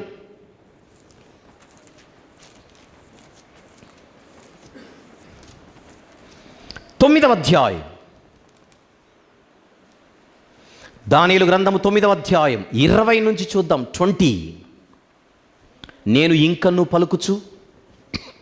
తీశారు దానియేలు గ్రంథం అంటే పేజీ నెంబర్ చెప్పనా? 741 పాత నిబంధన అడ్రస్. Okay right. నేను ఇంకను పలుకుచు ప్రార్థన చేయను. ఇంకా పలుకుచు ప్రార్థన చేయొచ్చు, అండర్లైన్ చేయండి. ప్రార్థన చేయొచ్చు, అండర్లైన్ చేయండి. ప్రార్థన చేయొచ్చు పవిత్ర పర్వతము కొరకు. చదువుతారు ఎవరైనా ప్లీజ్? రైట్. నా దేవునిని విజ్ఞాపన చేయుచుంటిని. ప్రార్థన 21. నేను ఈలాగున మాటలాడుచు, నెక్స్ట్ మాట, ప్రార్థన చేయుచుండగా, అండర్లైన్ దట్, ప్రార్థన చేయుచుండగా మొదట నేను దర్శనమందు చూచిన అతి ప్రకాశమానుడైన గబ్రియేలును ఆ మనుష్యుడు సాయంత్రపు బలి అర్పించు సమయమున నాకు కనబడి నన్ను ముట్టెను. గబ్రియేలు రావాలంటే ఇక్కడ ప్రార్థన జరగాలి. జకర్యా గారి దగ్గరకు వచ్చింది ఎవరో? ఈ గబ్రియేలు గారే. పరలోకము నుండి దేవుడు తన దూతను పంపాలంటే, పరలోకం నుండి దేవుడు తన సమాధానాన్ని పంపాలంటే, భూమి మీద భక్తులైనా సరే ప్రార్థన చేయవలసిందే. 22 అతడు నాతో మాట్లాడి ఆ సంగతి నాకు తెలియజేసి ఇట్లా నేనేమని, దానియేలు, నీకు గ్రహింప శక్తి ఇచ్చుటకు నేను వచ్చి తిని, నీవు బహుప్రియుడవు గనుక, చూడండి నెక్స్ట్ మాట, నీవు విజ్ఞాపనము చేయ ఆరంభించినప్పుడు, అండర్లైన్ చేయకపోతే పాపం, ఇప్పుడు విజ్ఞాపన చేయనారంభించినప్పుడు, ఆరంభించినప్పుడు నొక్కుతున్నాను. అందుకే సముద్రంలో యోనా గారు ప్రార్థన చేయడం ఆరంభించినప్పుడు చేప కదిలింది. ఎంత బాగుంది బైబిల్. ఆరంభించినప్పుడు ఈ సంగతిని నీకు చెప్పుటకు వెళ్ళవలెనని ఆజ్ఞ బయలుదేరింది. పరలోకము నుండి ఆజ్ఞ బయలుదేరాలంటే ఇక్కడ ప్రార్థన ఆరంభించాలి. అర్థమైనోడు ధన్యుడు. That is the power of prayer. అసలు ప్రేయర్ అనే వాసనే చాలామందికి తెలియదు కదా. ప్రార్థన గాలే ఉండదు. అందుకే జీవితంలో దేవుడు తొక్కుతూనే ఉంటాడు. జిమ్కి వెళ్ళి మనం ఇప్పుడు నేను లేస్తాను ప్రభు అంటాం, అంతే. ట్రై చేస్తున్నా లేము, జిమ్కి వెళ్ళినా లేవము, కండలు తిరిగినా లేవము. నీ వల్ల కాదురా. పడిపోయిన నీవు నిలబడాలంటే నువ్వు చేయవలసింది నీ మోకాళ్ళను ఉంచాలి. వంచు, ఆరంభించు. నువ్వు ఆరంభిస్తే నా టైమింగ్లో నేను ఆన్సర్ పంపుతాను. ఏమన్నాడు? నీవు ఆరంభించినప్పుడు నీకు ఈ సంగతిని చెప్పాలని ఆజ్ఞ బయలుదేరెను. కావున ఈ సంగతిని తెలుసుకొని నీకు కలిగిన దర్శన భావమును గ్రహించు. అదే గబ్రియేలు గారు చరిత్రలో మరొక సేవకుని దగ్గరకు వచ్చాడు. లూకాసు వార్త 1వ అధ్యాయంలో ఏమని, నీ ప్రార్థన వినబడినది. వచనం 13, నీ భార్య అయిన ఎలిజబెత్ నీకు కుమారుని కనును. నీ కోరిక అదేగా. నేను ఇంకొక పెళ్లి చేసుకుంటాననేది కాదు నీ కాన్సెప్ట్. చచ్చిపోయేంత వరకు మీరిద్దరే కలిసి ఉండాలనుకున్నారు. Very good. మీ ఇద్దరికే బిడ్డ పుడతాడు. అతనికి యోహానను పేరు పెట్టుదు. అక్కడ నుంచి ఆ బిడ్డ పుట్టి ఎంత గొప్పోడవుతాడో చెప్పుకుంటూ వచ్చాడు కింద. ఆ బిడ్డ పుట్టిన తర్వాత ఎంత గొప్పవాడవుతాడో కింద చెప్పుకుంటూ వచ్చాడు. ఇక్కడ విషయం ఏంటో చెప్పనా? 13వ వచనములో ప్రార్థిస్తున్నాడు మన జకర్యా గారు అని అంటే, దేవుడు ఆన్సర్ చెబుతాడన్న విశ్వాసం ఉంటే ప్రార్థన చేస్తూ ఉండేవాడా? విశ్వాసం లేకుండా ప్రార్థన చేస్తున్నాడా? చెప్పండి. విశ్వాసముతోనే ప్రార్థన చేస్తున్నాడు. ఆ ప్రార్థనకే ఆన్సర్ వచ్చింది ఇప్పుడు. అయితే నీకు బిడ్డ పుడతాడు, ఆ బిడ్డ ఇంత గొప్పోడు అవుతాడని చెప్పిన తర్వాత 18వ వచనం ఆయన ఏమంటున్నాడు చూడండి. జకర్యా, ఇది నాకేలాగు తెలియను, నేను ముసలివాడను. ఇదేంటిది? తీరా ఆన్సర్ వచ్చిన తర్వాత ఈ మాట ఏంటి? నువ్వు ముసలివాడవైనా ప్రార్థన చేస్తున్నావు కదా రోజు. నీ ప్రార్థనలో నీకు విశ్వాసం ఉందిగా. విశ్వాసముతో నువ్వు చేసిన ప్రార్థనకే ఇప్పుడు ఊహించని రీతిగా సమాధానం వచ్చేస్తుంది. తీరా సమాధానం వస్తే ఏం చెప్తున్నాడు? ఇది నాకేలాగు తెలియను, నేను ముసలివాడను, నా భార్య ఏమో బహుకాలము గడిచినదని ఆ దూతతో ఇప్పుడు ముచ్చట్లు పెడుతున్నాడు. దానికి దూత చెప్పిన ఆన్సర్, నేను దేవుని సముఖమందు నిలుచు గబ్రియేలును. ఎన్నో వచనం అది? 19వ వచనం. 18వ వచనంలో ఆయన ఏమన్నాడు? 18వ వచనంలో జకర్యా గారు ఏమన్నారు? నేను ముసలివాడను. 19వ వచనంలో దూత ఏమంటున్నాడు? నేను గబ్రియేలును. మీకు అర్థం కాలే మ్యాటర్? 18వ వచనములో జకర్యా గారు నేను ముసలివాడను, వచ్చిన దూత 19వ వచనంలో నేను గబ్రియేలును. ఏం చేద్దాం మరి? నువ్వు ముసలివాడవన్న సంగతి నువ్వు చెబితే తెలుసుకునే స్టేజ్లో లేను నేను. నువ్వు ముసలివాడవని తెలిసే వచ్చాను.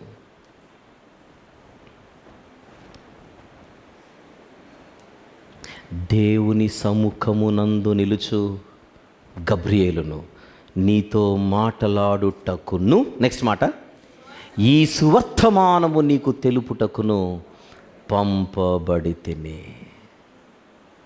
ఎవరొద్దకు? ముసలివాడవైన నీ యొద్దకు, బలహీనుడవైన నీ యొద్దకు, ఇక మా చెయ్యి దాటిపోయిందని అనుకుంటున్న స్థితిలో కనబడుతున్న నీ యొద్దకు, ఇది అసాధ్యమని భావనలో ఉన్న నీ యొద్దకు. విశ్వాసముతో ప్రార్థన చేస్తూ వచ్చావు ఇంతకాలం. నువ్వు చేతులెత్తేసినప్పుడే దేవుడు నీ జీవితంలో ఎంటర్ అవుతున్నాడు, గుర్తించు. కానీ దేవుడు ఎంటర్ అవ్వాలంటే పరిస్థితులు తలక్రిందులైనా ఆయన్ని విడిచిపెట్టకుండా అలానే పట్టుకోవాలి. వీళ్ళిద్దరికీ పెళ్ళై 40 ఏళ్ళు అయింది అనుకోండి. కాసేపు బహుకాలము గడిచిన వృద్ధులు అంటున్నాగా. పెళ్ళైన మొదటి సంవత్సరం, 2వ సంవత్సరం, 3వ సంవత్సరం, 10వ సంవత్సరం, 20వ సంవత్సరం, 25వ సంవత్సరం, 30వ సంవత్సరం పిల్లలు లేరు. ప్రభువును వదలట్లా. 40 ఏళ్ళు అయిపోయినాయి, ప్రభువును వదలట్లా. ఇద్దరికి వయసు 60లు 70లు, ప్రభువును వదలట్లా. అది చేయాలి.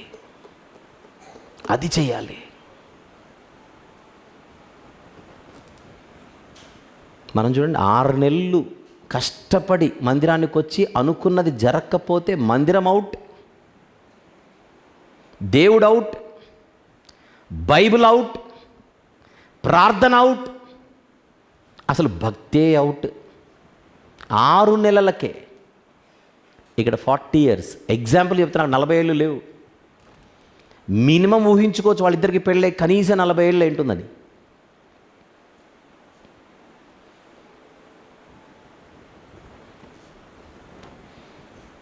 ఆహా, ఆ టైంలో దేవుడు ఎంటర్ అయ్యి ఆన్సర్ ఇస్తుంటే వారి ఊహలకు, జకర్యా గారి ఊహకు అందనంత గొప్ప సువర్తమానము. ఇప్పుడు ఎలాంటి బిడ్డని ఇస్తానంటున్నాడు? స్త్రీలు కనిన వారిలో మీ కడుపున పుట్టబోయేలాంటి మగాడు ఇంకొకడు లేడు, ఉండడు. ఉందా ఆయనకు ఆ సాక్ష్యం? స్త్రీలు కనిన వారిలో అందరికంటే గొప్పోడెవరు? వీళ్ళకు పుట్టిన బిడ్డే. ఆహా, ఆదాము మొదలుకొని చరిత్ర అంతటా, యేసుప్రభువుని పక్కన పెట్టేద్దాం కాసేపు. ఆదామును మొదలుకొని ప్రపంచ చరిత్రలో యోహాను గారి లాంటి సూపర్ వజ్రం, ఆణిముత్యం, సూపర్ స్టార్ ఎవ్వరు లేరు. John the Baptist.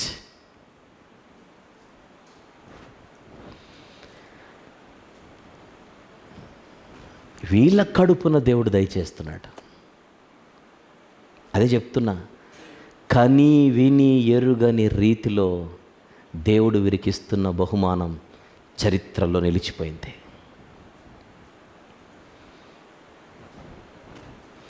విషయం ఏంటంటే,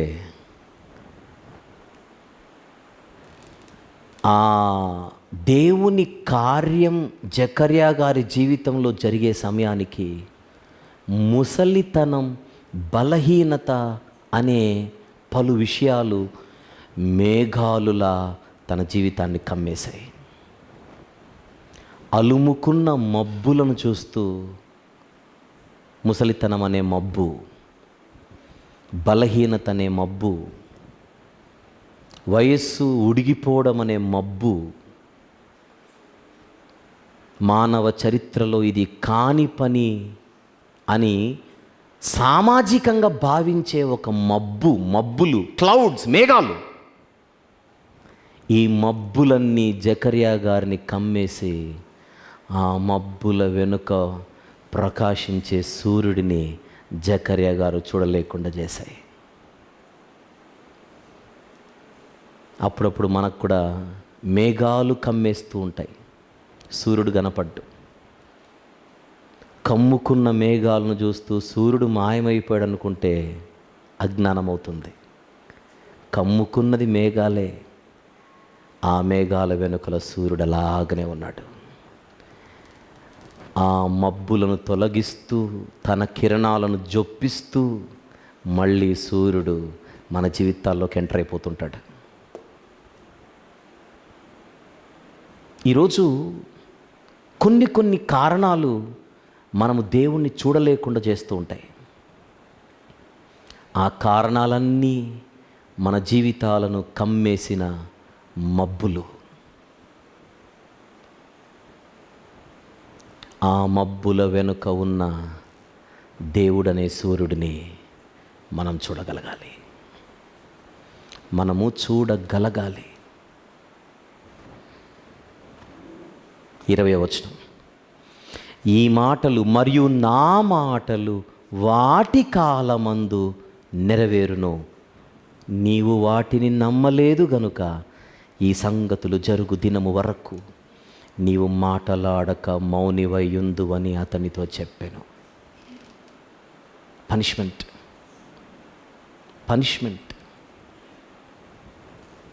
నువ్వు నమ్మాలి,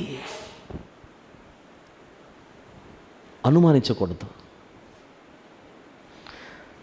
దేవుణ్ణి ఎంతగా నమ్మాలో నీకు నీ హృదయానికి అర్థమయ్యేంత వరకు తప్పదు.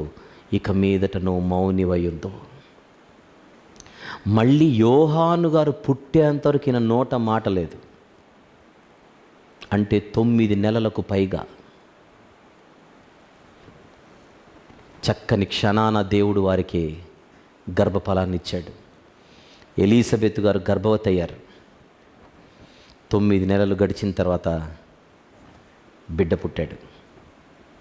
చూద్దాం 57వ వచనం, అదే మొదటి అధ్యాయం. ప్రసవ కాలము వచ్చినప్పుడు ఎలీసబెత్ కుమారుని కనెను. అప్పుడు ప్రభువు ఆమె మీద మహా కనికరముంచెనని ఆమె పొరుగువారును బంధువులను విని ఆమెతో కూడా సంతోషించిరి. 8వ దినమున వారా శిశువుకు సున్నతి చేయవచ్చి తండ్రి పేరును బట్టి జకర్యాను పేరు వానికి పెట్టబోచుండగా తల్లి అలాగు వద్దు, వానికి యోహానను పేరు పెట్టవలెనని చెప్పాను. ఆహా, 9 నెలలు గబ్రియేలు దూతగారి ద్వారా చెప్పబడిన పేరును అలా గుర్తుపెట్టుకున్నారు. మాట పడిపోయిన జకర్యా గారు తన భార్య గర్భము దాల్చిందని విన్న తొలి క్షణము నుండి ప్రతిరోజు ఇవి గుర్తు తెచ్చుకుంటూ ఉంటాడు. నేను నమ్మలేదుగా, అందుకే మాట లేదు. నా భార్య గర్భము దాల్చింది ఎలిజబెత్, నేను నమ్మలేదు, అందుకే ఇప్పుడు మాట లేదు. 9 నెలలు రోజు గుర్తు తెచ్చుకొని ఉంటాడు ఈ మాట. నాకెందుకు మాట లేదంటే, పుట్టినప్పటి నుంచి మూగవాడిని కాదు నేను, జస్ట్ 9 months నుంచి, ఇంకా ముందైతే నెల నుంచి, 2 నెలల నుంచి, 3 నెలల నుంచి, 4 నెలల నుంచి. అదేంది బాబాయ్, పోయినసారి మీ ఇంటికి వచ్చినప్పుడు పండక్కి బాగానే ఉన్నావుగా. ఒరే నాయన, నెల కిందట కూడా బాగానే ఉన్నాను, 2 వారాల కిందట ఇదంతా ఎందుకు జరిగింది బాబాయ్, ఎందుకు జరిగింది పెదనాన్న? ఏదో నేను దేవుని కార్యాన్ని ఒక క్షణాన నమ్మలేదు. తనను సంపూర్ణంగా నమ్మేలా దేవుడు నాకు పాఠాన్ని చెబుతాడు.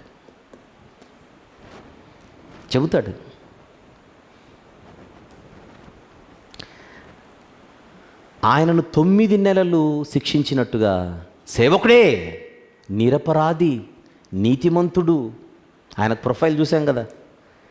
నిరపరాధి, నీతిమంతుడు, గొప్ప సేవకుడు. దేవుడు త్రోవ ఒక్క క్షణం అలా తప్పాడంతే. తప్పిన ఆయన్ని మళ్ళీ జీవితాంతం గుర్తుండేలా దెబ్బేసి సెట్ చేశాడు. ఈయన సెట్ అయ్యాడు. చూద్దాం 61. అందుకు వారు, నీ బంధువులలో ఆ పేరు గలవాడెవడను లేడే అని ఆమెతో చెప్పి, వానికి ఏ పేరు పెట్టగోరుచున్నావని వాని తండ్రికి సంజ్ఞలు చేసి అడిగిరి. అతడు వ్రాత పలక తెమ్మని వాని పేరు యోహానని వ్రాసెను. అందుకు వారందరూ ఆశ్చర్యపడి, అండర్లైన్ చేయండి, అందుకు వారందరూ ఆశ్చర్యపడిరి. వెంటనే అతని నోరు తెరవబడి నాలుక సడలి అతడు దేవుని స్తుతించుచు మాటలాడసాగెను.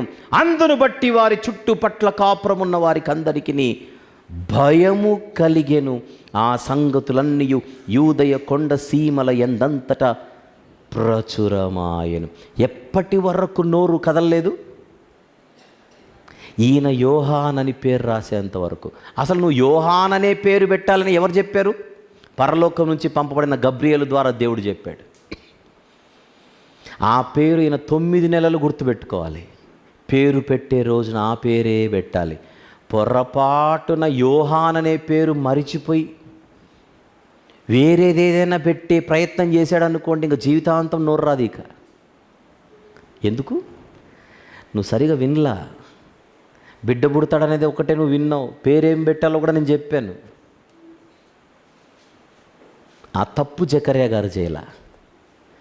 భార్యాభర్తలు ఇరువురు చెప్పబడిన వాగ్దానాన్ని జాగ్రత్తగా నెమరు వేసుకుంటున్నారు. మనకు బిడ్డ పుట్టిన వెంటనే 8వ రోజున నామకరణం చేసేటప్పుడు ఈ పేరే పెట్టాలి, ఈ పేరే పెట్టాలి, ఈ పేరే పెట్టాలి, ఈ పేరే పెట్టాలి.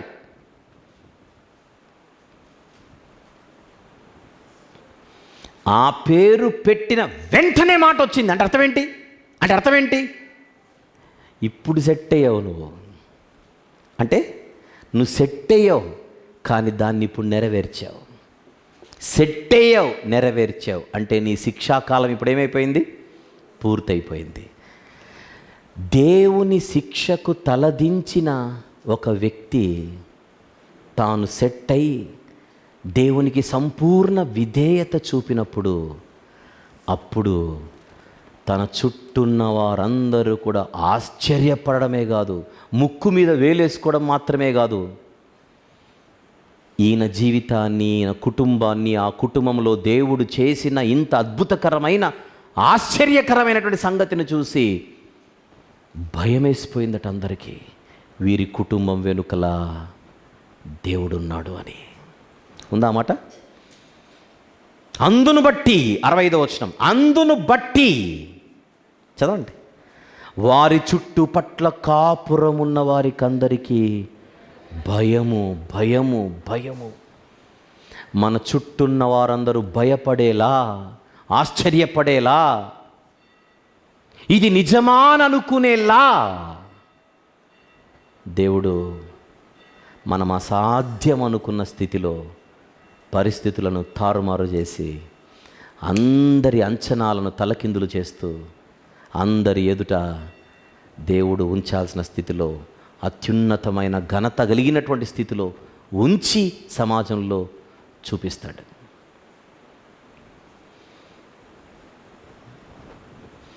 చేయవలసిందేంటి? ఆయన నానుకోవాలి, ఆయనతో మాట్లాడుతుండాలి, ఆయనతో సహవాసం కలిగి ఉండాలి, ప్రార్థనలో ఉండాలి. మన టైమింగ్లో ఆన్సర్ రాదు, ఆయన టైమింగ్లోనే ఆన్సర్ వస్తుంది.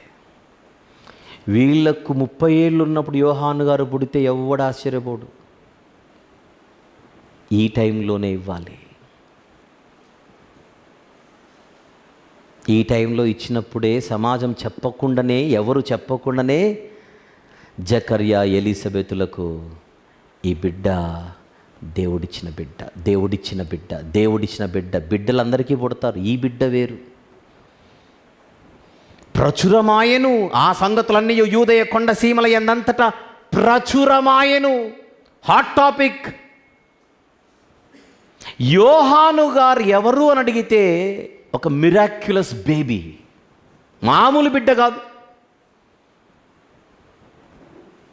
అద్భుతకర రీతిలో లోకంలో అడుగుపెట్టిన బిడ్డ. అందరి నోట ఈ బిడ్డ మాటే. అలాంటి కార్యాన్ని కుటుంబంలో దేవుడు చేశాడు. ప్రియమైన దేవుని పిల్లలారా, ప్రజలారా, దేవునికి మనల్ని మనం సంపూర్ణంగా సమర్పించుకుంటే ప్రపంచమే ఆశ్చర్యపోయేలా దేవుడు మన జీవితాలలో తన టైమింగ్లో కార్యాలు చేస్తాడు. నమ్మిన వారు ధన్యులు. మనం అనుకున్నప్పుడు కాదు. గబ్రియల్ గారు ఏమన్నారు? మొదటి అధ్యాయంలో వాటి కాలమందు నెరవేరును. 19వ వచనంలోని చివరి మాట చూడండి. అక్కడేముందు? మరియు, క్షమించండి, 20వ వచనం, అబ్సల్యూట్లీ 20వ వచనం. మరియు నా మాటలు ఎప్పుడు నెరవేరును? వాటి కాలమందు. నువ్వు అనుకున్నప్పుడు కాదు, నేను అనుకున్నప్పుడు కాదు. నువ్వు అనుకున్నప్పుడు కాదు, నేను అనుకున్నప్పుడు కాదు.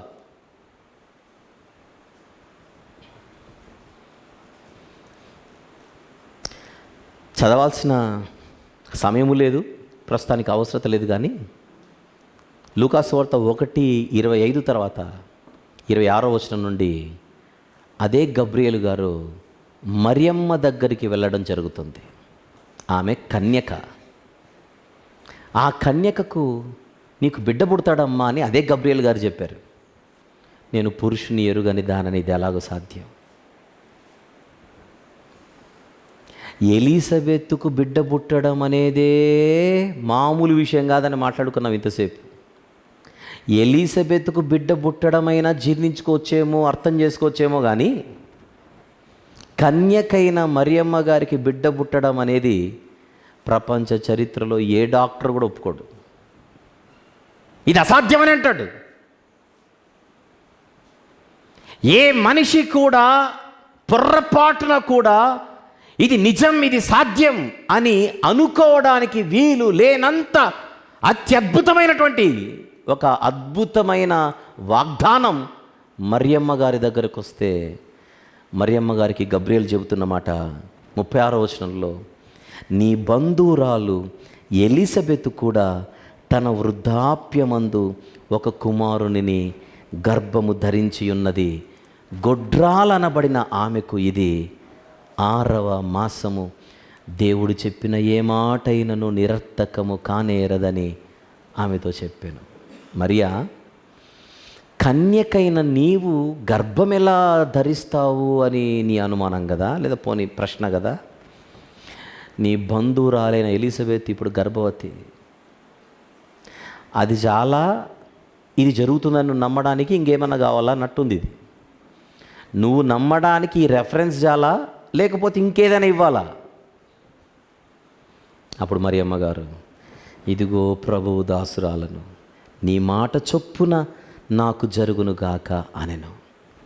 నువ్వు నమ్మావు గనుక మరియా, నీ నోరు బాగానే ఉంటుంది, నీకు మాట పడిపోదు. మ్యాటర్ అర్థమైందా? పొర్రపాటున మరియమ్మ గారు అయినను అని అనుకోండి, ఇంక అయిపోయింది, అదే చివరి మాట. అబ్బలు ఉంటుంది ఆ మాట. నీ మాట చొప్పున నాకు జరుగునుగా కనగానే దూత ఆమె యొద్ద నుండి వెళ్ళిపోయాడు. అందుకు వెళ్ళిపోయాడు. నేను నమ్ముతున్నాను అన్నింది కనుక ఆవిడ ఈయన వెళ్ళిపోయాడు. లేకపోతే ఇంకో 5 నిమిషాలు ఉండేది కాన్వర్జేషన్, కనీసం ఒక 5 నిమిషాలు ఉండేది. నీ బంధువులలో వృద్ధాప్యంలో ఉన్న ఎలిజబెత్ గర్భము దాల్చిందని చెప్పిన తరువాత కూడా నీకు నమ్మాలనిపించట్లేదా అనేవాడు. ఆ ఛాన్స్ ఇవ్వలేదు మరియమ్మ గారు. ఈ సమయంలో మరియమ్మ గారికి కూడా దండాలు. ఎందుకు? ఎవరు నమ్ముతారు ఆ వార్తను? ఎవ్వరు నమ్మరు. మరియమ్మ గారు ఆ వాగ్దానాన్ని నమ్మడం అనేది ఒకటి ఉందే, అది మామూలు విషయం కాదు. శారమ్మ నవ్వింది, మరియమ్మ నమ్మింది. తర్వాత శారమ్మ కూడా నమ్మింది. కొంచెము విశ్వాసములో అలా తొట్టిల్లిన వాళ్ళు మళ్ళీ సెట్ అయిపోతున్నారు. మన పరిస్థితి ఏంటనేది ఇప్పుడు ప్రశ్న. మనం ఎంతవరకు దేవుణ్ణి ఈరోజు నమ్ముతున్నాం?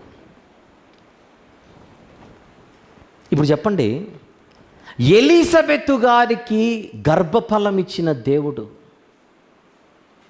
మన జీవితంలో మనం ఊహించని విషయాలను, ఊహించని కార్యాలను చేయగలడా, గలలేడా?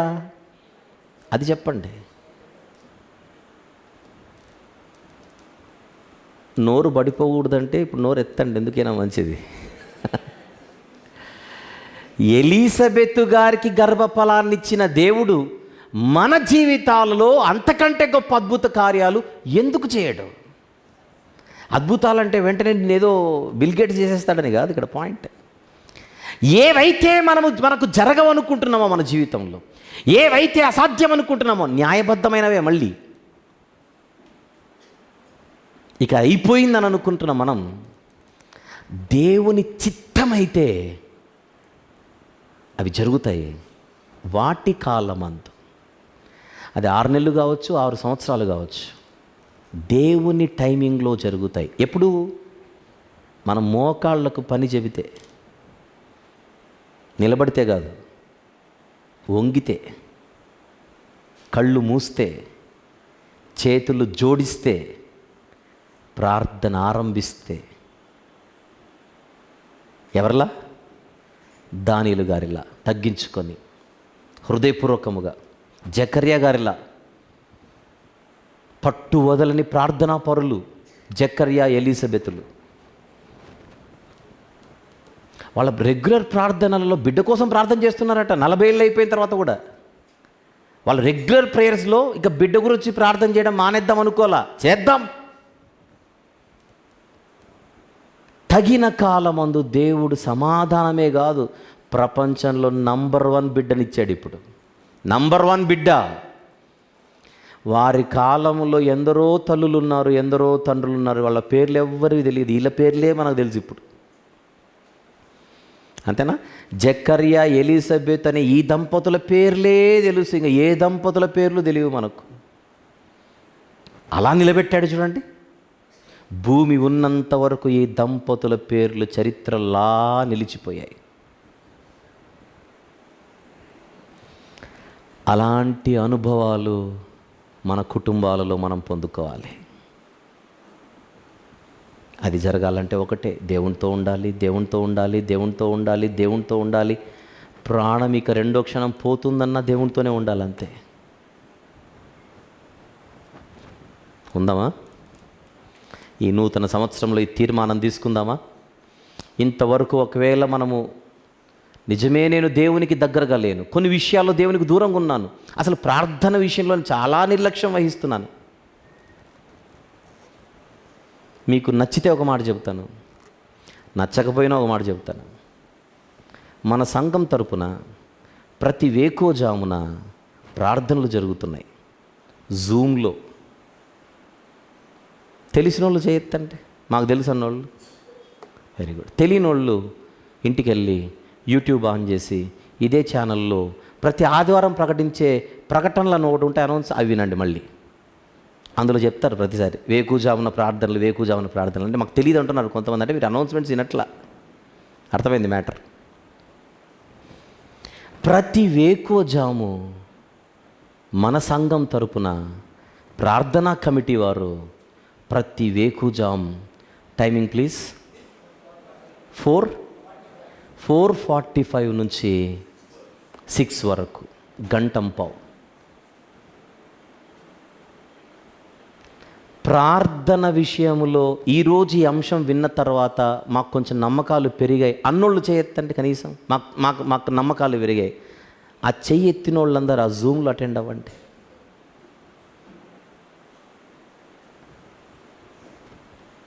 విషయం చెప్పనా, జకర్యా గారిని నమ్మనందుకు అలా కొట్టాడు, మనల్ని ఎలా కొడతాడు.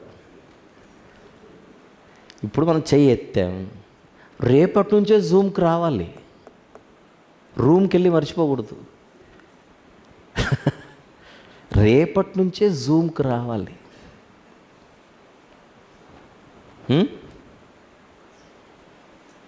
రాత్రంతా ప్రయాణం చేసి తెల్లవారు వచ్చేసరికి నన్ను చూసి మా ఆవిడ అంటుంది, పడుకోండి పడుకోండి పడుకోండి పడుకోండి పడుకోండి పడుకోండి. సింహబోన్లో దానియేలు గారు రాత్రంతా ఉండి ఉదయాన్నే దర్యా వేస్తుంటున్నాడు, రాజా నువ్వు బాగానే ఉన్నావని. నేను మావిడితో అంటున్నా నువ్వు పడుకో అని. ఇంట్లో ఉన్న మావిడితో నువ్వు పడుకో అంటున్నా, ప్రయాణం చేసేసి నన్ను పడుకో అంటుంది. ఇప్పుడు పైనున్నోడు సింహాల మధ్య ఉన్నోడిని బాగున్నావు అని అడగాలి మ్యాటర్. సింహాల మధ్య ఉన్నోడు బయట ఉన్నోడి బాగున్నావు అని అడుగుతున్నాడు అక్కడ.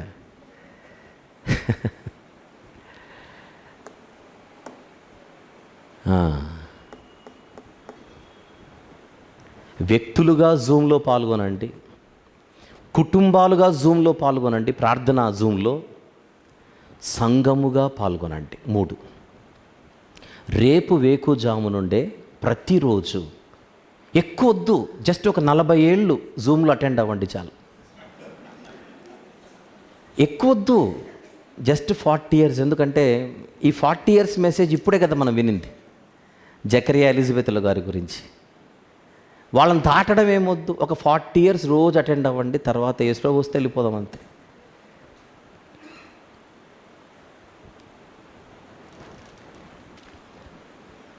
సీరియస్లీ అటెండ్ అవ్వండి హృదయపూర్వకంగా. మళ్ళీ మనం పెద్ద లెక్కలు వేసుకొని అమ్మ ఈరోజు అటెండ్ అయితే ఒక వారానికి ఏమైనా జరుగుతుందేమో రోజు, అట్లొద్దు లెక్కలు. దేవునితో సహవాసం చేయడానికి అటెండ్ అవ్వండి. సహవాసం సంఘంతో కూడుకొని ఆన్లైన్లో ప్రార్థన చేయడానికి రండి. ఇక్కడున్న పెద్దలు ప్రతి వేకుజాము వారు హాజరవుతుంటారు. మధ్యాహ్న వేళలో సంగీత అంటే స్తుతి ఆరాధన అని ప్రతిరోజు జరుగుతుంది. దావీదు గారు ప్రతిరోజు నేను ఆశ్చర్యపోతుంటాను. ఆయన ఎక్కడో పని చేసుకుంటుంటే ఆ టైంకి వచ్చి అక్కడ పాట పాడుతుంటాడు. అక్కడ పని ఇక్కడ పాట. పని పాటలు లేనోడు కాదు, అక్కడ పని ఇక్కడ పాట. శ్రీనివాస్ గారు వారి కుటుంబం, ప్రవీణ్ రెడ్డి గారు వారు ఎప్పటి నుంచో క్రమము తప్పకుండా అలా ప్రార్థనలో ఎవరున్నా లేకపోయినా, ఎవరొచ్చినా లేకపోయినా, అబ్రహాం గారు ఎంత ఆసక్తి, ఎంత సమర్పణ. ఎవరో చూస్తున్నారు, అమ్మో ఎల్లుండి వంశాన్ని ఏమైనా వస్తాడేమో, చెక్ చేస్తాడేమో, ఇవి కాదు, వీడోడు చూడ్డానికి. ఎవరు చెప్పకుండానే దేవునితో సహవాసం. జకరియా గారికి ఎవరు చెప్పాలా ప్రార్థన చేయమని, ఎలిజబెత్ గారికి ఎవరు చెప్పాలా ప్రార్థన చేయమని, దానియేలు గారికి ఎవరు చెప్పాలా ప్రార్థన చేయమని. కానీ వారి జీవితంలో పొందుకున్న సమాధానాలు ఎంత శక్తివంతమైన సమాధానాలు. సమాజమే ఏమంటారు దాన్ని, ముక్కున వేలు వేసుకునేలా, నివ్వెరపోయేలా, ఇది కరెక్ట్ పదం. సమాజమే నివ్వెరపోయేలా ఆ ప్రాంతమంతా మారు మ్రోగిపోతుందట. యోహాను గారి పుట్టుక దేవుడు చేసిన కార్యం. ప్లాన్ చేసుకోండి దయచేసి. అంత తెల్లవారే ఎవరు లేస్తారు 4 గంటలకి అంటే, 4 గంటలకు లేవడం ఇబ్బంది అయితే 3 గంటలకు లేవండి, ఏముంది అక్కడ. మనకు అలారం లేదా, అది మోగదా? మీకు క్వశ్చన్ చెప్తాను. ఇంతకుముందు మనం ఒక ఆల్బమ్ రిలీజ్ చేసినప్పుడు మహమ్మారి నేర్పిన పాఠమని YMCA సికింద్రాబాద్లో రిలీజ్ చేసినప్పుడు మనకు ముఖ్య అతిథిగా వైఎస్ విమలారెడ్డి గారు వచ్చారు, తెలుసు కదా. ఈరోజు ఆవిడకి 70 ఏళ్ళు. ప్రతిరోజు తెల్లవారి 4 గంటలకు లేస్తుంది. ఆవిడే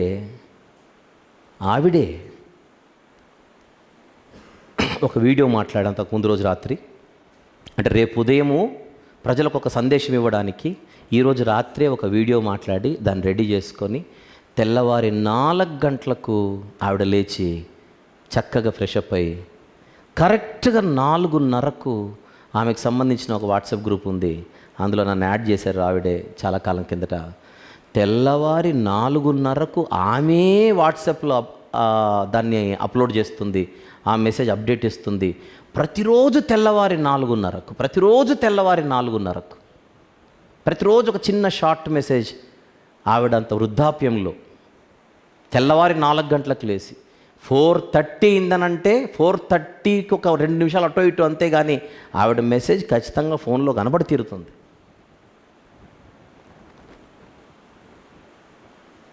ఆలోచించండి. ఎందుకు విమలారెడ్డి గారి గురించి చెప్పానంటే ఆమె వయసు 70 ఏళ్ళు. అక్కడ 70 నాట్ అవుట్, ఇక్కడ 20 అవుట్.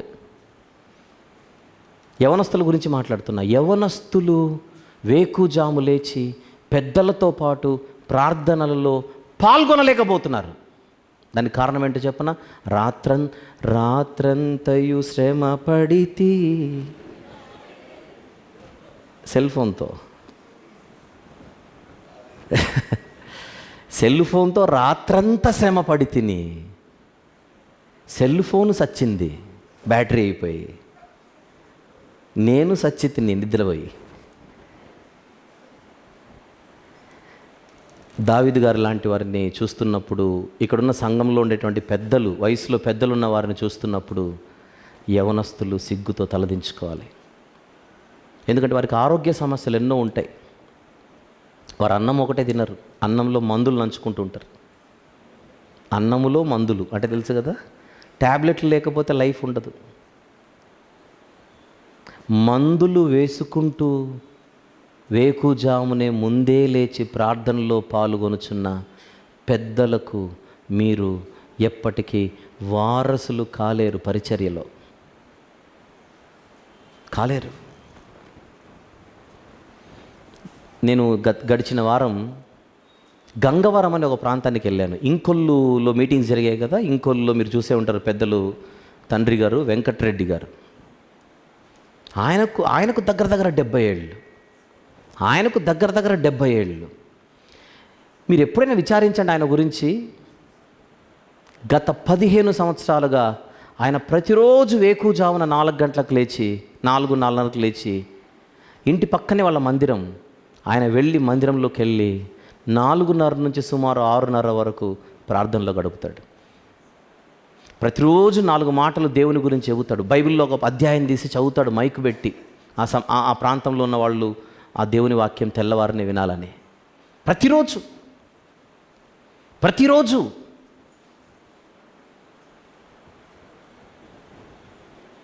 జకర్యా గారు వృద్ధుడు, వెంకటరెడ్డి గారు వృద్ధుడు, ఇప్పుడు నేను చెప్పిన విమలారెడ్డి గారు వృద్ధురాలు, ఇక్కడున్న దావీదు గారు వయసులో పెద్దవారు, వృద్ధాప్యంలో ఉన్నటువంటి ఆయన, రామిరెడ్డి అంకుల్, క్షమించండి అసలుగా రామిరెడ్డి అంకుల్,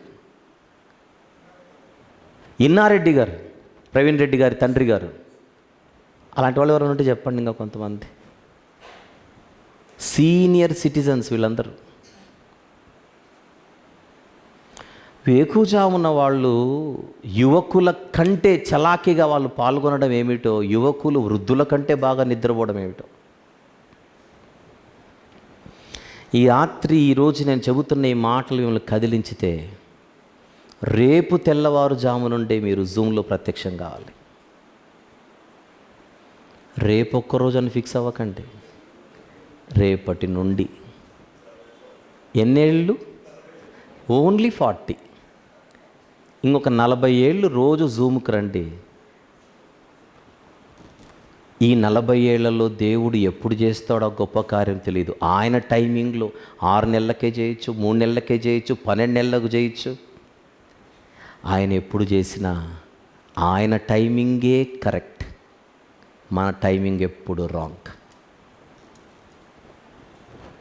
ఎంతమందికి మెసేజ్ నచ్చిందో చేయొద్దంటే? Very good. చెయ్యి ఎత్తిన వాళ్ళందరూ రేపు జూమ్లో కనపడతారు.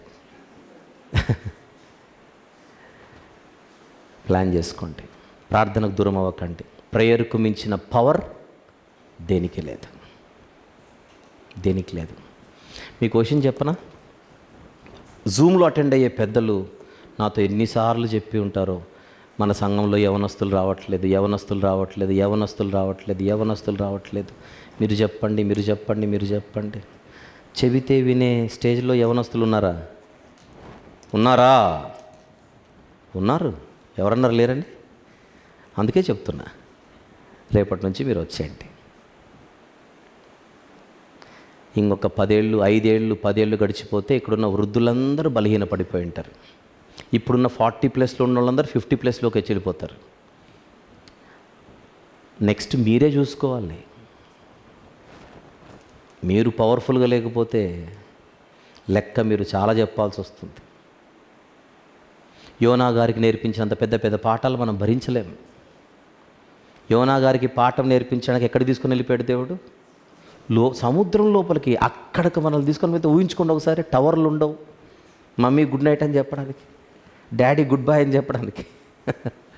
అంత అవసరమా?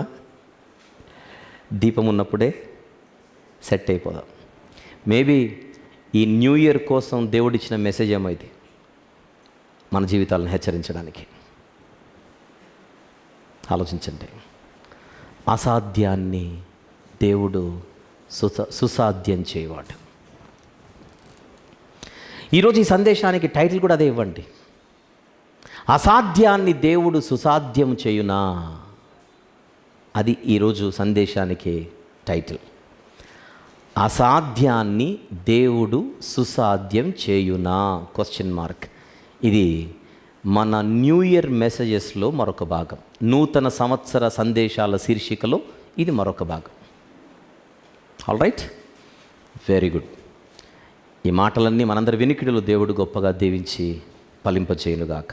కొద్దిసేపట్లో యేసుక్రీస్తు ప్రభువారు మనందరి నిమిత్తం చిందించిన అమూల్యమైన రక్తం, ఆయన మన కొరకు విరిచిన దేహం, దానికి సాదృశ్యంగా ప్రభు బల్ల మీద నుంచి రొట్టె పానీయం మన యొద్దకు వస్తుండగా భయముతో భక్తితో దానిని మనం పుచ్చుకోవడానికి సిద్ధపడతాం. ప్రార్థన. ప్రేమగల తండ్రి, కృపగల దేవ, జీవం గల నాయన, పరిశుద్ధుడు అయిన మహా గొప్ప దేవ, ఈ రాత్రి మీరు మాకు ఇచ్చినటువంటి మాటలను బట్టి స్తుతులు చెల్లిస్తున్నాం. ప్రభువా, మాకన్నీ అసాధ్యాలే, మీకన్నీ సుసాధ్యాలే. నాయనా, దాన్ని పూర్ణముగా నమ్మి మీ సన్నిధిలో మీ మాటలు విన్న మేము మా జీవితాలను మీ ఎదుట మరింత సరిచేసుకున్నటకు ఈ సందేశాన్ని అందరి వినికిడిలో ఆశీర్వదించమని వేడుకొనుచున్నాం. మేమందరము తండ్రి మీతో సహవాసం యొక్క ప్రాముఖ్యతను గుర్తించి, ప్రార్థన యొక్క ప్రాముఖ్యతను గుర్తించి, వ్యక్తులుగా, కుటుంబాలుగా, సంఘాలుగా నాయనా మీతో ఉంటూ, మీ వైపు చూస్తూ, మీ మీద ఆధారపడి మేము అడుగులు ముందుకు వేస్తే ప్రపంచమే నివ్వెరపోయేలా మీ సమాధానాలు ఉంటాయని, మీరు చేసే కార్యాలు ఉంటాయని ఈరోజు మేము విన్న మేము నమ్మి ఆచరణలో పెట్టుటకు సహాయం చేయమని యేసు ప్రభు వారి పరిశుద్ధమైన నామములు ఈ ప్రార్థనా మనవులు మీకే సమర్పించి వేడుకొనుచు పొందుకొనుచున్నాము తండ్రి. Amen, amen.